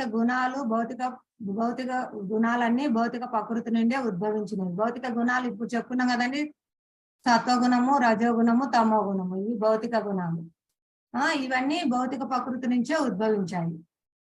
ఈ జీవుడు ఎప్పుడైతే ఈ త్రిగుణాల నుంచి బయటపడి సాధన ద్వారా విశుద్ధ సత్వ స్థితిలో నిలబడతారో అప్పుడు వాళ్ళు భగవంతుని పొందుతారు. ఈ భౌతిక ప్రకృతి నుంచి బయటపడి ఆధ్యాత్మిక జగత్తు చేరుకుంటారు. అక్కడ సచ్చిదానంద దేహాల్లో శాశ్వతంగా ఆనందంగా ఉంటారు. లేదంటే ఈ త్రిగుణాలతో కూడి ఉంటే వాళ్ళ కోరికలు, వాళ్ళ కర్మానుసారము వాళ్ళకైతే ఏవైతే కోరికలు ఉన్నారో వాటి ద్వారా అనేక యోనులలో అనేక జంతు జన్మలు, కీటక జన్మలు, చెట్లు జన్మలు, నానాక యోనుల్లో 84 లక్షల రకాల జీవజాతుల్లో తిరుగుతూ ఉండాలి జీవుడు. చూడండి, ఎప్పుడైతే మానవ జన్మలో జ్ఞానం వస్తుంది, భగవద్గీతను ఆశ్రయించి, హరినామం ఆశ్రయించి, భగవత్ పాద పద్మాన్ని ఆశ్రయించిన వారికి ఈ ఆధ్యాత్మిక జగత్తు యొక్క అవగాహన అవుతుంది. భగవత్ సేవలో నిలుచుట ద్వారా వాళ్ళు గోలోకం ఆధ్యాత్మిక జగత్తుకు వెళ్తారనమాట. ఇక్కడ చూడండి, ప్రతి ఒక్క జీవి హృదయంలో పరమాత్మ ఉన్నారు. ఇక్కడ చూడండి, మనిషి అనుకుంటున్నాడు నా కుటుంబము, నా పిల్లలు, ఇది నా ఇల్లు, నేనే ఈ శరీరము అని, ఇదే శాశ్వతము అని భావిస్తున్నాను. అలాగే ఈ కోతి అనుకుంటుంది నా భార్య, నా పిల్లలు, ఇదే నా జీవితం. ఈ కుక్క అనుకుంటుంది నేను, నా ఆడ కుక్క, నా పిల్లలు, ఇదే నా లైఫ్ అనుకుంటుంది. ఈ సింహం అనుకుంటుంది నేను చూడండి, అన్ని ప్రతి ఒక్క జన్మలో కూడా ఆడ, మగ, పిల్లలు, ఇదే లైఫ్ అనుకుంటున్నాం. దేవతా శరీరంలో దేవతలు చూడండి, అక్కడ కూడా పరమాత్మ హృదయంలో ఉన్నాడు. ఎప్పుడైతే సూక్ష్మ శరీరంతో బంధింపబడతారో, ఆ దేహమే నేను అనుకుంటారో, వాళ్ళు ఇలా అనేక యోనులలో తిరుగుతూ బంధింపబడతారు అన్నమాట. దేవతలు కూడా జీవులే అన్నమాట. అర్హత గల జీవులు ఆ దేవతా పోస్ట్ లో జన్మ తీసుకుంటారు. బ్రహ్మ అనేది ఒక పోస్టు, ఇంద్ర అనేది ఒక పోస్ట్ అండి. ప్రధానమంత్రి ఒక పోస్టు, ముఖ్యమంత్రి ఒక పోస్టు. ఆ ముఖ్యమంత్రి ప్లేస్ లో ఎవరైతే కూర్చుంటారో వ్యక్తి, అతన్ని ముఖ్యమంత్రి అంటారు. ఆ ప్రధానమంత్రి ప్లేస్ లో ఎవరైతే అర్హత గల వ్యక్తి కూర్చుంటారో అతన్ని ప్రధానమంత్రి అంటారు. అలాగే బ్రహ్మ స్థాయిలో అర్హత గల జీవాత్మ ఎవరైతే కూర్చుంటారో అతన్ని బ్రహ్మ అంటారు. ఇంద్ర పదవిలో ఎవరైతే అర్హత గల జీవాత్మ కూర్చుంటారో అతన్ని ఇంద్రుడు అంటారు. అర్థమవుతుందా అండి? ఈ పంది దేహంలో జన్మ తీసుకున్న వాళ్ళు నేను ఈ దేహాన్ని పందిని అనుకుంటారు. కానీ వాళ్ళు పంది కాదు, వాళ్ళు బ్రహ్మ కాదు, వాళ్ళు ఇంద్రుడు కాదు, వాళ్ళు ప్రధానమంత్రి కాదు, వాళ్ళు ముఖ్యమంత్రి కాదు, వాళ్ళు జీవాత్మ. వాళ్ళ ఒరిజినల్ పొజిషన్ భగవత్ సేవలో ఉండడము జీవాత్మ సహజ స్థితి. దాన్ని మర్చిపోయి మనం త్రిగుణాలతో కార్యాలు చేయడం వల్ల ఎవరైతే అడ్డదిడ్డంగా అన్ని కనపచ్చినవన్నీ తింటూ ఉంటారో వాళ్ళకి పంది జన్మ వస్తుంది, వాళ్ళ కర్మానుసారము. అలా వాళ్ళ యొక్క కోరికలను బట్టించి వాళ్ళ యొక్క కర్మానుసారము వాళ్ళకు అటువంటి దేహం ఇవ్వబడుతుంది. ఎందుకంటే వాళ్ళు కోరుకున్నారు. అప్పుడు పంది దేహం అయితే నువ్వు పిచ్చిగా ఇష్టం వచ్చినట్టు తినచ్చండి, కరుణతో ఇస్తాడు భగవంతుడు. ఎందుకంటే వాళ్ళ కోరికలు వాళ్ళ యొక్క కర్మానుసారం బ్యాంక్ బ్యాలెన్స్. ఇప్పుడు మనం చెప్పుకున్నాం కదా, ఒక పెద్ద కార్ కొనాలనింది, కోరిక అయితే ఉంది, ధనం లేదు, ఎలా కొంటా కొనలేదు. కోరిక ఉండాలి, బ్యాంక్ బ్యాలెన్స్ ఉండాలి. మనం బయటపడాలనే కోరిక ఉండాలి, కష్టాల నుంచి శాశ్వతంగా బయటపడాలి, ఆనందంగా ఉండాలని కోరిక ఉండాలి. బ్యాంక్ బ్యాలెన్స్ ఏంటండి? బయటపడాలని కోరిక కలిగింది. ఈ భౌతిక జగత్తులో అన్ని కష్టాలే, ఈ శరీరాలు తీసుకొని జన్మ మృత్యు చక్రంలో తిరుగుతూ కష్టాలు పడుతున్నాము. బయటపడాలి, మరి మార్గం ఏంటండి? బ్యాంక్ బ్యాలెన్స్ ఏంటి? సంపాదించుకుంటున్నామా? హరినామ స్మరణ చేయాలి. హరి బోల్. ఎటర్నల్ బ్యాంక్ బ్యాలెన్స్ అండి, శాశ్వతంగా ఉంటుంది మనతో పాటు. కాబట్టి ప్రతి ఒక్కరూ ధనం సంపాదించుకోండి. తరిగిపోని ధనం, ఇక్కడే వదిలిపెట్టి వెళ్ళే ధనం కాదు.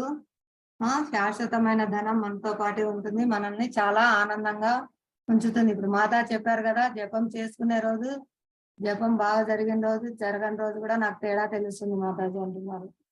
చాలా సంతోషం మాతాజీ, చక్కగా జపం చేసుకుంటున్నారు. టెంపుల్ త్వరలోనే మారుస్తున్నారు, మీకు ఇన్ఫార్మ్ చేస్తాము. మీరు అక్కడికే వచ్చి కలవచ్చు కృష్ణక్షేత్రంలో. ఇంకొక సమాచారం అండి, మీకందరికి కోర్స్ అయిపోయిన తర్వాత సాఫ్ట్ కాపీ సర్టిఫికేట్ పంపిణీ చేయబడతాయి వాట్సాప్ లో. మరియు ఆదివారం ప్రోగ్రామ్ ఉంటుందండి టెంపుల్లో. మీరందరూ స్వయంగా అక్కడికి రండి, భగవద్ దర్శనం చేసుకోండి. మీకు ఆధ్యాత్మిక కానుక గురువు గారి చేతుల మీదుగా ఇవ్వబడుతుంది అక్కడ టెంపుల్ అథారిటీ చేత. కాబట్టి వైష్ణవులు దర్శనం చేసుకుంటారు, భగవంతుని దర్శనం చేసుకుంటారు, కీర్తనలో పాల్గొంటారు, చక్కగా భగవద్గీత శ్రవణం చేస్తారు వైష్ణవుల ముఖత. ఇంకా చక్కగా ప్రసాదం తీసుకుంటారు, మహాహారతి మంగళహారతి చూసుకుంటారు. చాలా దివ్యమైన అవకాశం అండి. ఆదివారం అందరూ టెంపుల్ కి రావడానికి ప్రయత్నించండి. ఒంగోలు నుంచి కూడా మీరు రాలేమనుకోవచ్చు, కానీ భక్తుల కోసం, మనం భగవంతుని కోసం ఎంత దూరమైనా వెళ్తున్నారు. తిరుమల తిరుపతి దేవస్థానానికి వెళ్తున్నారు, ఎక్కడికెక్కడికో వెళ్తున్నారు కదా. భక్తుల కోసం సాంగత్యం పొందడం కోసం మీరు కూడా వీలైతే ప్రయత్నించండి. మీకు అకామిడేషన్ అన్ని ఇవ్వబడతాయి, మీరు ఇక్కడ చక్కగా ఉండొచ్చు. భక్తుల సాంగత్యం తీసుకొని మనం భక్తుల ముందరికి వెళ్ళవచ్చు. లేదంటే కూడా మీకు గిఫ్ట్ అయితే పుస్తకం అయితే పంపిస్తామండి. చదవండి. అది శ్రీల ప్రభుపాదుల వారి జీవిత చరిత్ర, శ్రీల ప్రభుపాద లీలామృతము. వారు మన కోసం భగవంతుని ఎలా తీసుకొని వచ్చారు, వారి లీలా విశేషాలు అన్ని ఆ పుస్తకంలో ఉంటాయి. అది చదివితే మన హృదయంలో పూర్తి మార్పు వస్తుంది. ఆచార్యులు మన కోసం ఎంత కరుణ చూపిస్తారు, మన పట్ల ఎంత దయ కలిగి ఉంటారని. ఏం మాతాజీ అర్థమవుతుందా మీకు? ఎవరో మాట్లాడుతున్నారు, ఏమైనా చెప్తారా? హరే కృష్ణ. ఈ శ్లోకం చదువుతారా ఎవరైనా? 13-23 శ్లోకం.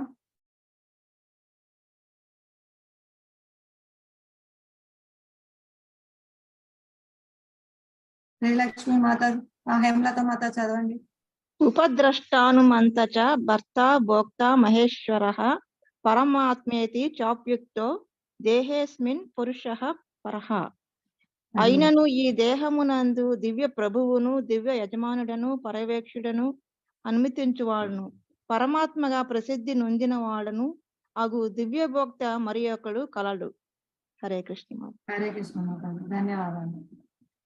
చెప్పుకున్నాం కదా, ఈ దేహంలో ఆత్మ మాత్రమే కాదు, పరమాత్మగా కృష్ణుడు కూడా ఉన్నారు. పరమాత్మ రూపంలో ఆయనే దివ్య ప్రభువు, దివ్య యజమాని, పర్యవేక్షకుడు మరియు సాక్షిగా చూస్తున్నారు. పర్యవేక్షకుడు అంటే అనుమతించువారు, అనుమతిస్తున్నారు. ఎందుకండి? మనం కోరుతున్నాం కాబట్టి. కానీ ఆయన దీని యొక్క కర్మ ఫలితం నువ్వు అనుభవిస్తావని చెప్తారు. ఇందాక దొంగ ఉదాహరణ చూసుకున్నాం. ఎందుకండి దొంగకు అటువంటి బుద్ధినిచ్చారు కృష్ణ? ఎందుకంటే అతను కోరుకున్నాడు, అతనికి వద్దని చెప్పాడు కృష్ణుడు. వద్దయ్యా, నువ్వు కష్టాలు పడతావు, ఇది పాపము, పాపకర్మ, దీనివల్ల నువ్వు శిక్షలు అనుభవిస్తావు అన్ని చెప్తున్నారు పరమాత్మ. అయినా వినకుండా మొండి చేసి, నేను చేసేదే అని మొండి చేస్తుంటే, ఏదో ఈ టైంలో వెళ్ళు, నిద్రపోతుంటారు, ఇలా వెళ్ళు, ఇలా కాలంకి ఈ బుద్ధిని కూడా ఇస్తున్నారు. పరమాత్మ అనుమతించారు. ఎందుకు? దానివల్ల యొక్క ఫలితం, కర్మ ఫలితం నువ్వు పొందుతావు, శిక్ష పొందుతావు, ఇది తెలియజేస్తున్నారు. భయం పుట్టిస్తారు. అందువల్లే వాళ్ళు ఎవరు చూడకుండా వస్తున్నారు. ఎందుకంటే భయం. కృష్ణుడు చెప్పారు, వాళ్ళు నిన్ను కట్టేస్తారు, కొట్టేస్తారు, పోలీసులకు అప్పగిస్తారు, అరెస్ట్ చేస్తారు, జైల్లో పడతారు. ఇవన్నీ వాళ్ళకి తెలుసు, శిక్షింపబడతావు. ఎవరు చెప్పారు వాళ్ళకు? కృష్ణుడు చెప్తున్నారు. ఎవరైతే చెప్పగానే నిలబడతారో వాళ్ళు తెలివైన వాళ్ళు. ఎవరైతే వినంగానే నిలబడతారో వాళ్ళు తెలివైన వాళ్ళు. తెలుసుకోండి. ఎవరైతే చేసి కష్టాలు పడి శిక్ష అనుభవించారో, అయ్యో నేను విన్నా కూడా దాన్ని తోసిపుచ్చి చేశాను, చేయడం వల్ల కష్టాలు అనుభవిస్తున్నాను, ఇంకా నేను చేయను అని తెలుసుకునేవాడు ఒక రకమైన తెలివి. మళ్ళీ కష్టాలు పడి శిక్ష అనుభవించి బయటకు వచ్చి మళ్ళీ తప్పులు చేసి మళ్ళీ జైలుకి వెళ్ళేవాడు మూర్ఖుడు. ఇప్పుడు తెలియక మనం వచ్చాము ఈ దేహంలో, అయ్యా దేహంలో భౌతిక దేహం పొందొద్దు, భౌతిక జగత్తుకు వెళ్ళొద్దు, కష్టాలు పడతావు, అక్కడ జన్మ మృత్యు జరా వ్యాధులు ఉన్నాయి, అక్కడ కష్టాలు నువ్వు తట్టుకోలేవు, వద్దని చెప్పినా వినకుండా భోగించాలనే వాంఛతో, నేను యజమాని కావాలని ప్రయత్నంతో మనం ఇక్కడికి వచ్చాము, కష్టాలు పడుతున్నాము. ఆచార్యుల ద్వారా కృష్ణుడు స్వయంగా తానే వచ్చి మనకు తెలియజేస్తున్నారు, ఆచార్యులను పంపించి తెలియజేస్తున్నారు, శాస్త్రం ఇచ్చి తెలియజేస్తున్నారు, భగవద్గీతను, భాగవతం ఇన్నిచ్చారు. ఇవన్నీ తెలుసుకొని మనం ఈ కష్టాలు అనుభవించాము. ఇక ఇక్కడి నుంచి బయటపడి నేను మళ్ళీ ఇక్కడికి రాననే తెలివితేటలు కలిగి మళ్ళీ నేను కష్టాలు ఇరుక్కోకూడదు, నేను మళ్ళీ తప్పు చేయకూడదు అని మనం మారాలి. మారితే మనం తెలివైన వాళ్ళం అవుతాం. లేదంటే మళ్ళీ పాపకర్మలు చేసి మళ్ళీ పిచ్చి కోరికలు పెట్టుకొని మళ్ళీ కొత్త శరీరాలు పొంది మళ్ళీ కష్టాలు పడుతూ ఉండే వాళ్ళు ఏమంటారండి? హరే కృష్ణ.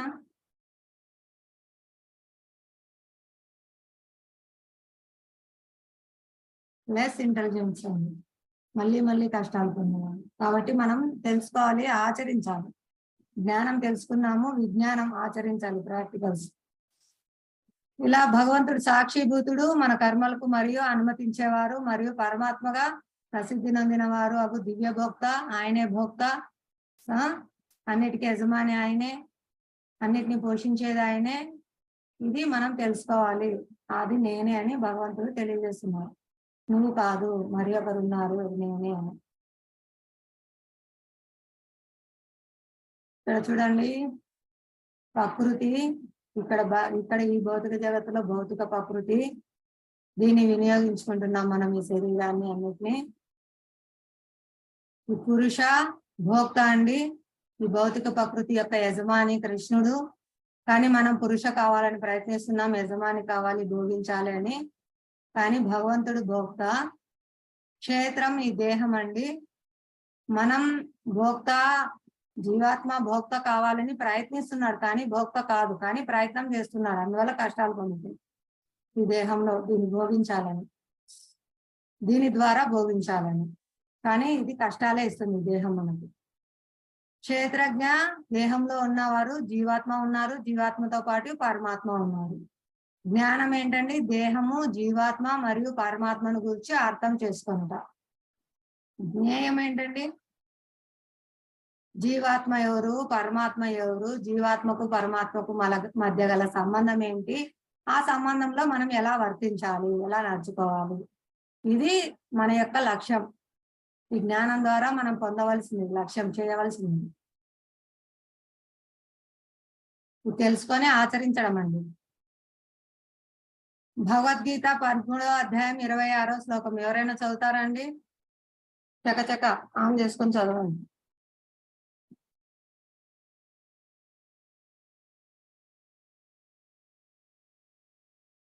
చదవండి మాతాజీ.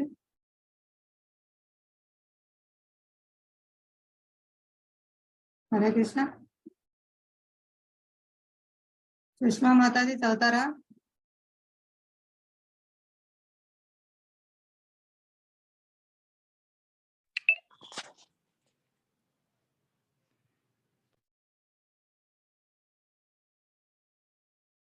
హరే కృష్ణ మాతాజీ.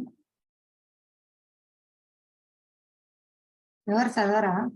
అన్యత్వేవమజానంతః శ్రుత్వాన్యేభ్య ఉపాసతే తేపి చాతితరం కేవ మృత్యుం శృతిపరాయణాః. మరికొందరు ఆధ్యాత్మిక జ్ఞానంతో పరిచయం లేకున్నను ఇతరుల నుండి పరమ పురుషుని గూర్చి శ్రవణం చేసి అతనిని పూజింపనారంభింతురు. ప్రామాణిక పురుషుల నుండి శ్రవణం చేయు ప్రవృత్తి గలవారుగుచే వారును మరణ మార్గమును అధిగమింతురు. హరిభం. భగవంతుడు ఎంత కరుణ చూడండి. తాను స్వయంగా జ్ఞానం, ఆధ్యాత్మిక జ్ఞానాన్ని తెలియజేశారు. దాన్ని తెలుసుకోలేకుండా ఉన్న వాళ్ళు కూడా ఇతరుల నుండి పరమ పురుషుని గురించి శ్రవణం చేసి అతన్ని పూజింపనారంభింతురు. ఆయన తన ప్రతినిధులైన ఆచార్యులను పంపిస్తారు. ఆచార్యులు బోధించడం ద్వారా తెలుసుకొని మనమందరం కూడా ఆచార్యుల కృపతో ఆచరిస్తే, భగవంతుని గురించి శ్రవణం చేసి భగవంతుని పూజింపనారంభిస్తే, ప్రామాణిక పురుషుల నుండి శ్రవణం చేయు ఈ యొక్క ఇంట్రెస్ట్, వీళ్ళ ప్రవృత్తి, ఈ ప్రామాణిక వ్యక్తుల నుంచి మనం శ్రవణం చేయాలనే ఆసక్తి ఇది ఉండటం వలన వాళ్ళు కూడా జనన మరణ మార్గంని అధిగమింతురు. వాళ్ళు కూడా బయటపడతారు. ఎలా?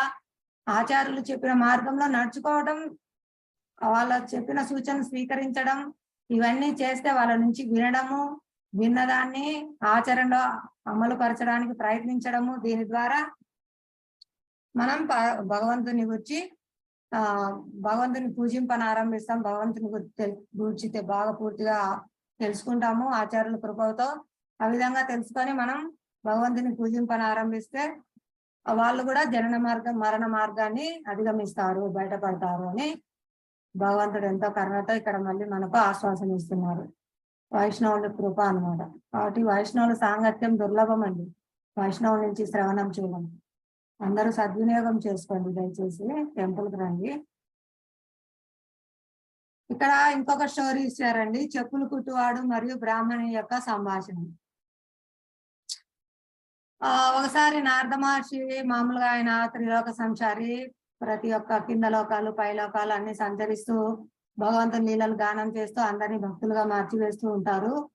ఆయన వెళ్తూ ఉంటే ఒక చెప్పులు కుట్టే అతను నారద మహర్షి వారికి ప్రణామం చేసుకుంటారు. అయ్యా, మీరు ఎక్కడికి వెళ్తున్నారంటే వైకుంఠం వెళ్తున్నానంటే, అలా అయితే మీరు భగవంతుని నారాయణ్ణి నాకు ఎప్పుడు మోక్షం లభిస్తుంది, నేను ఎప్పుడు వైకుంఠం చేరుతాను అడుగుతారా అంటే సరే అంటారు. అలాగే ఒక బ్రాహ్మణుడు దారిలో కనిపించి ఆయన కూడా అడుగుతారు, నేను ఎప్పుడు మోక్షం పొందుతానో మీరు భగవంతుని అడిగి చెప్తారా అంటే ఆయన సరే అంటారు. సరే అని భగవంతుని దగ్గరికి వెళ్ళి నారద మహర్షి, క్షమించండి, నారద మహర్షి వారు అడుగుతారనమాట. స్వామి, ఇలా ఇద్దరు భక్తులు మిమ్మల్ని అడిగి రమ్మన్నారు, వాళ్ళకు మోక్షం ఎప్పుడు లభిస్తుంది వాళ్ళు మీ దగ్గరికి వైకుంఠ లోకానికి ఎప్పుడు వస్తారు అని అడిగి రమ్మన్నారంటే స్వామి చెప్తారు, ఆ చెప్పులు కుట్టే అతను ఇదే జన్మలో నా దగ్గరికి వస్తారు, ఆ బ్రాహ్మణ ఎప్పుడు వస్తారో నాకు కూడా తెలియదు అని చెప్తాను. అదేంటి స్వామి ఇలా చెప్పారు మీరు, ఎందుకు కారణము అంటే అప్పుడు స్వామి చెప్తారు, నువ్వు కిందికి వెళ్ళి వాళ్ళ దగ్గరికి, అక్కడ స్వామి ఏం చేస్తున్నారు అంటే స్వామి ఒక సూది బెజ్జంలో ఏనుగును దూచడానికి ప్రయత్నం చేస్తున్నారు అని చెప్పమంటారు. సరే అని చెప్పేసి నారద మహర్షి గారు మళ్ళీ తిరిగి భూలోకం వస్తారు. బ్రాహ్మణ్ కనిపిస్తారు. బ్రాహ్మణ్ అంటారు, అయ్యా అడిగారా నారద మహర్షుల వారు మీరు స్వామి అంటే అడిగాను.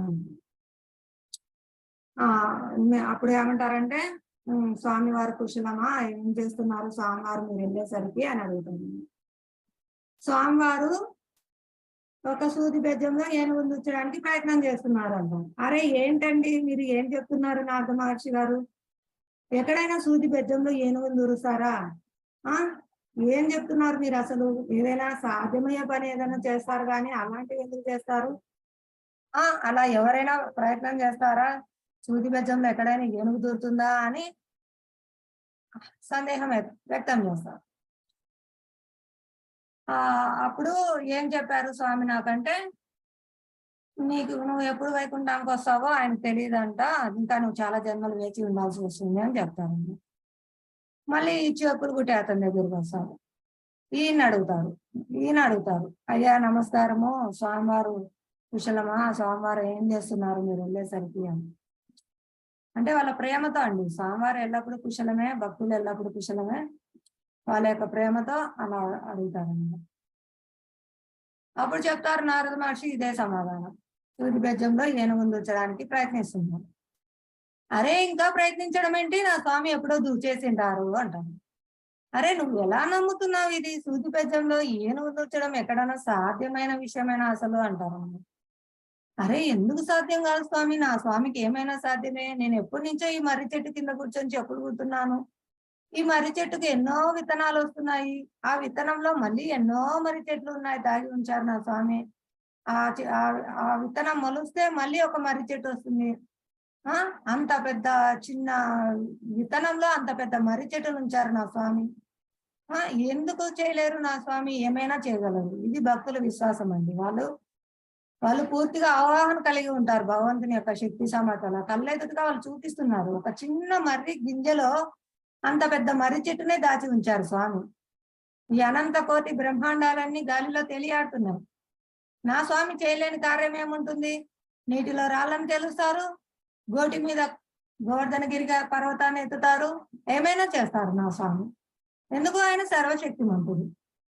ఊరికే చెప్తున్నామా, లేదు, సూర్యచంద్రులు నిలబెట్టారు, భూమండలాన్ని నిలబెట్టారు, అన్ని సర్వగ్రహాలను తిప్పుతున్నారు, తేలికగా ఆకాశంలో వాటి కక్షల్లో తిరుగుతున్నాయి, టైంకు సూర్యోదయం అవుతుంది, టైంకు చంద్రోదయం అవుతుంది, ఇవన్నీ ఎలా జరుగుతున్నాయి, ఈ ప్రకృతి అంతా ఎలా నడుస్తుంది, మయాధ్యక్షైన ప్రకృతే సూయతే చరాచరం, ఈ చరాచర జగత్తంతా నా అధ్యక్షతలో, ఈ ప్రకృతి అంతా నా అధ్యక్షతలో నడుస్తుంది.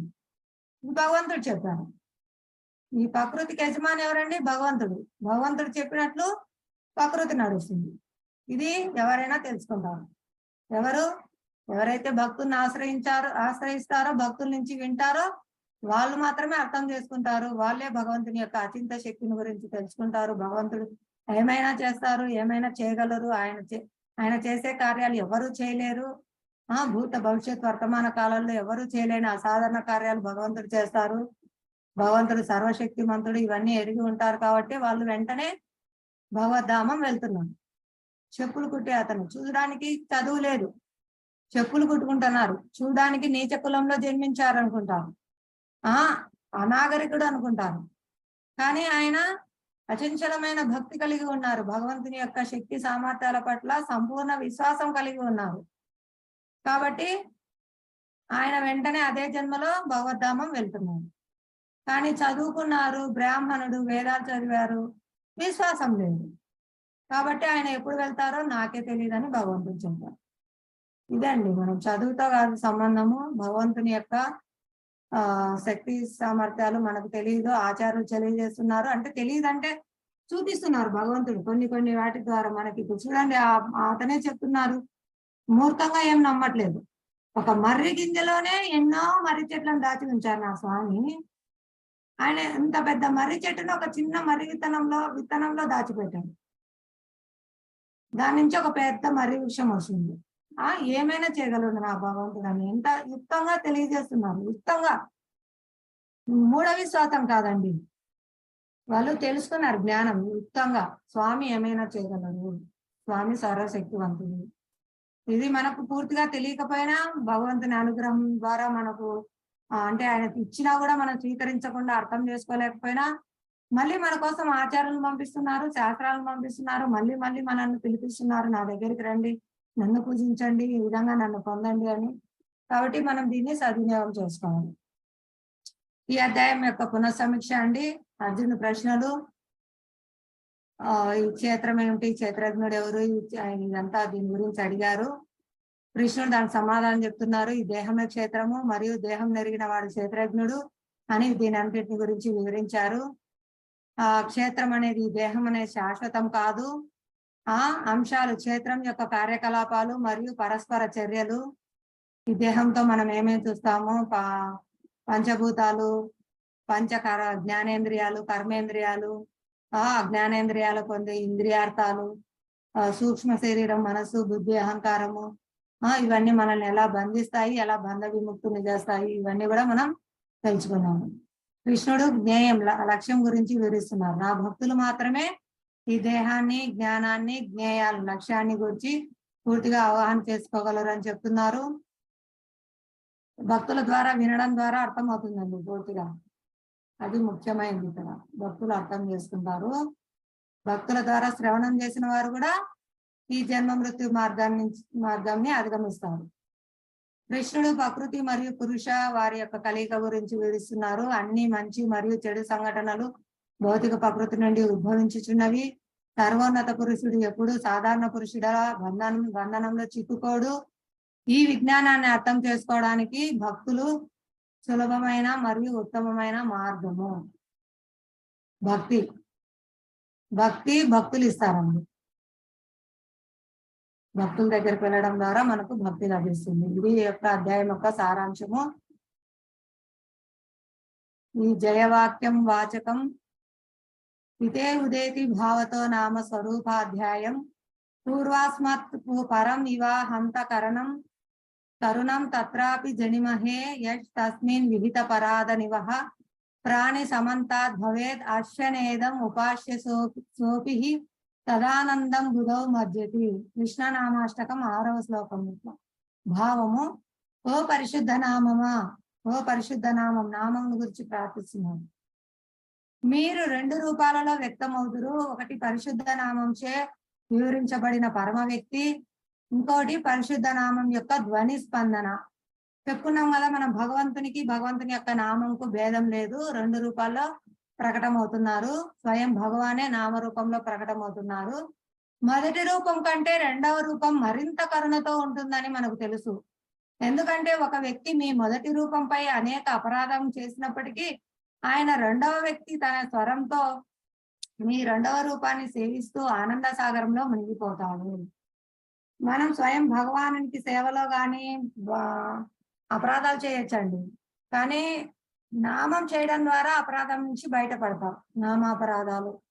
నామాపరాధాల నుంచి నామం చేయడం ద్వారా బయటపడతాం. సేవా అపరాధాల నుంచి బయటపడతాం. అన్నిటి ద్వారా స్వయం కృష్ణుడే నామరూపంలో వచ్చి మనల్ని పవిత్రం చేస్తున్నారు. కాబట్టి అన్నింటి నుంచి బయటపడి ఎంతో ఆనంద సాగరంలో మునిగిపోతారంట పరిణామం చేయడం ద్వారా. 2వ రూపం ఏంటండి?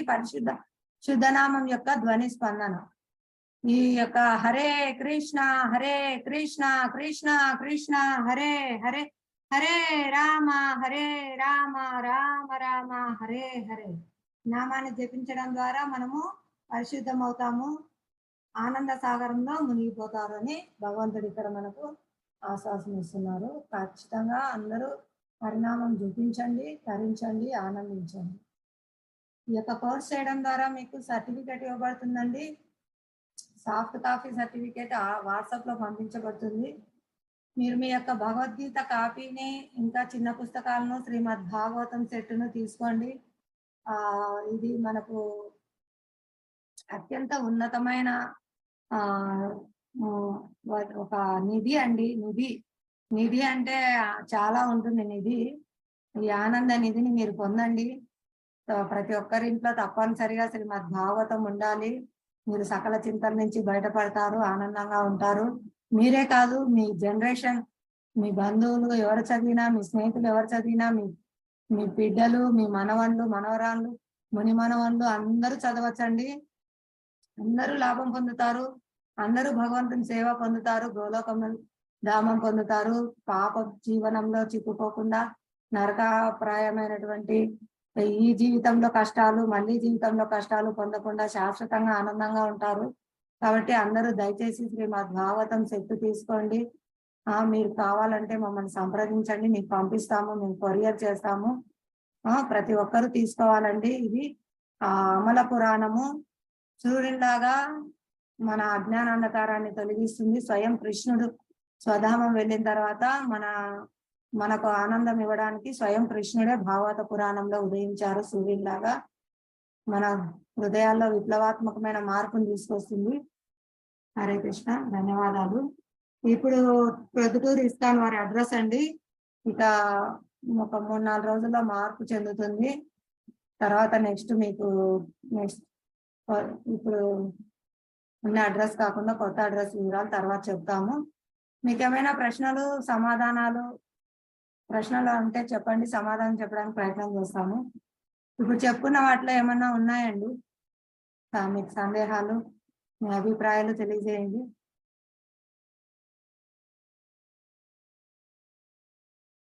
హరే కృష్ణ. మీ క్లాస్ అర్థమవుతుందా అండి నేను చెప్పేది? హేమలత మాతాజీ గారు, జానకీదేవి గారు, శ్రావణి మాతాజీ, శిరీష మాతాజీ చెప్పండి. అర్థమవుతుంది మాతాజీ. అర్థమవుతుందా? జపం చేస్తున్నారా మాతాజీ? కొంచెం కొంచెం చేస్తున్నాం మాతాజీ. చేయండి మాతాజీ, పని చేసుకుంటైనా చేయొచ్చు. కలుపుతూ ఉండండి, చాలా లాభం పొందుతారు. అది అనంతమైన లాభం. ధన్యవాదాలు. ఇంకా ఎవరైనా చెప్తారా మీ అభిప్రాయాలు?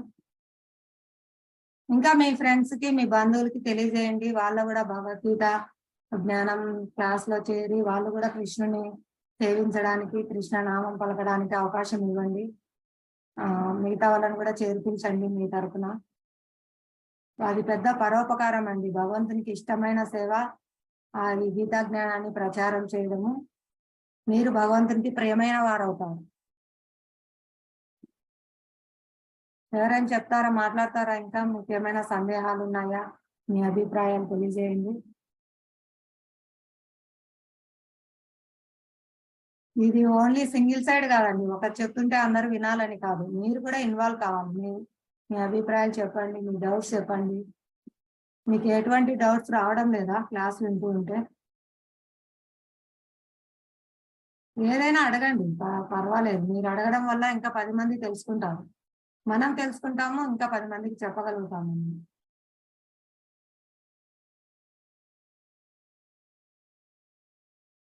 ఉపయోగకరంగా ఉందండి మీకు ఈ క్లాసు శ్రావణి మాతాజీ?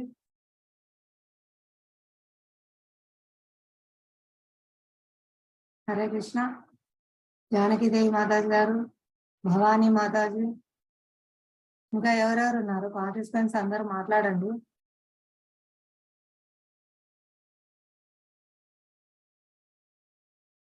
శాంసంగ్ పేరుతో చేరారండి. ఎవరో పేరు తెలీదు. మీ పేరు చెప్తారా దయచేసి?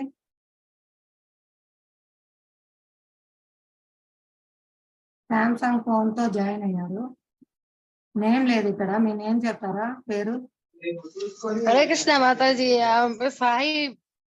సాయి కుమారి మాతాజీ. ఆమె కాన్ చేయడం రాదు మాతాజీ. Okay okay. సాయి కుమారి మాతాజీ. హరే కృష్ణ మాతాజీ. ధన్యవాదాలు. హరే కృష్ణ. ధన్యవాదాలు లక్ష్మీ మాతాజీ గారికి. ధన్యవాదాలు. చాలా మంది వాళ్ళ ఫ్రెండ్స్ అందరికి గీతా జ్ఞానం గురించి తెలియజేసి క్లాస్ లో జాయిన్ చేశారు. మీరు చాలా మంచి సేవ చేస్తున్నారు. కృష్ణునికి ప్రియమైన వారు అవుతున్నారు మాతాజీ. హరే కృష్ణ మీకన్నా మాతాజీ ప్రణామాలు. ధన్యవాద ప్రణామ్ మాతాజీ. ఈ దివ్య జ్ఞానాన్ని ఎవరైతే ఇతరులకు బోధిస్తారో వాళ్ళు నాకు అత్యంత ప్రియులు అని చెప్తున్నారు భగవంతుడు భగవద్గీతలో. హరి బోల్. అందరూ ప్రార్థన చేయండి. ఇంకా మీకు తెలిసిన వాళ్ళందరినీ కూడా జాయిన్ చేయండి. మీరందరూ ఆదివారం టెంపుల్ కి రావడానికి ప్రయత్నించండి. కొత్త అడ్రస్ చెప్తాము త్వరలో. హరే కృష్ణ. ఆదివారం వస్తే మీకు అందరికీ ఆధ్యాత్మిక కానుక ఇవ్వబడుతుంది. మీరందరూ భక్తుల సాంగత్యం తీసుకుంటారు, భగవంతుని దర్శనం చేసుకుంటారు, భక్తుల ముఖత భగవద్గీత క్లాస్ శ్రవణం చేస్తారండి. మీకు మంగళహారతి మహాహారతి దర్శనం చేసుకొని మహాప్రసాదం కడుపు నిండా భగవంతుని యొక్క ప్రసాదం భోజనం పెడతారండి ప్రేమతో. మీరు తేడా గుర్తిస్తారు. బయట మనం ఎన్నో తీసుకుంటాము, కానీ మహాప్రసాదానికి భక్తులు ప్రేమతో వడ్డించడానికి మహాప్రసాదం తీసుకోవడం వల్ల ఎంతో పవిత్రత పొందుతాము. స్వయం ప్రసాద రూపంలో కృష్ణుడు మనల్ని అనుగ్రహిస్తున్నారండి. నామ రూపంలో అనుగ్రహిస్తున్నారు, ప్రసాద రూపంలో అనుగ్రహిస్తున్నారు. స్వయం భక్తుల రూపంలో కూడా భగవంతుడు మనల్ని అనుగ్రహిస్తారండి. కాబట్టి దుర్లభమైందండి వైష్ణవుల దర్శనం, దుర్లభమైంది. చాలా సుకృతి పొందుతారు. వైష్ణవుల దర్శనం చేసుకోవడం మాత్రం చేతనే భక్తి సౌభాగ్యం, భక్తి లభిస్తుంది మనకు. కాబట్టి అందరూ ఖచ్చితంగా రావడానికి ప్రయత్నం చేయండి. మీకు అందరికీ అకామిడేషన్ కూడా ఒంగోలు నుంచి వచ్చే వాళ్ళకి ఏర్పాటు చేస్తాము. లక్ష్మీ మాతాజిని అడగండి, తీసుకొని వస్తారు మిమ్మల్ని అందరినీ.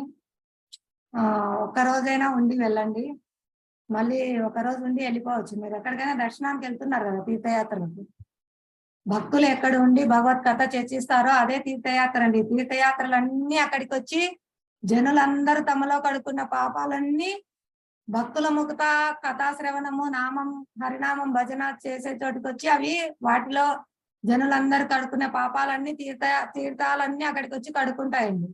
తీర్థాలు వచ్చి పవిత్రం అవుతాయి. ఎక్కడికి వచ్చండి? హరి బోల్. చెప్పండి. తీర్థయాత్రలన్నీ, తీర్థక్షేత్రాలు, తీర్థాలు ఇవన్నీ ఎక్కడికి వస్తాయండి? వాళ్ళ జనులందరూ తమలో పాపాలన్నీ కడుక్కుంటారు కదా, అవన్నీ పోగొట్టుకోవడానికి ఆ తీర్థాలు ఏం చేస్తాయి? చెప్పండి మాతాజీ ఎవరైనా.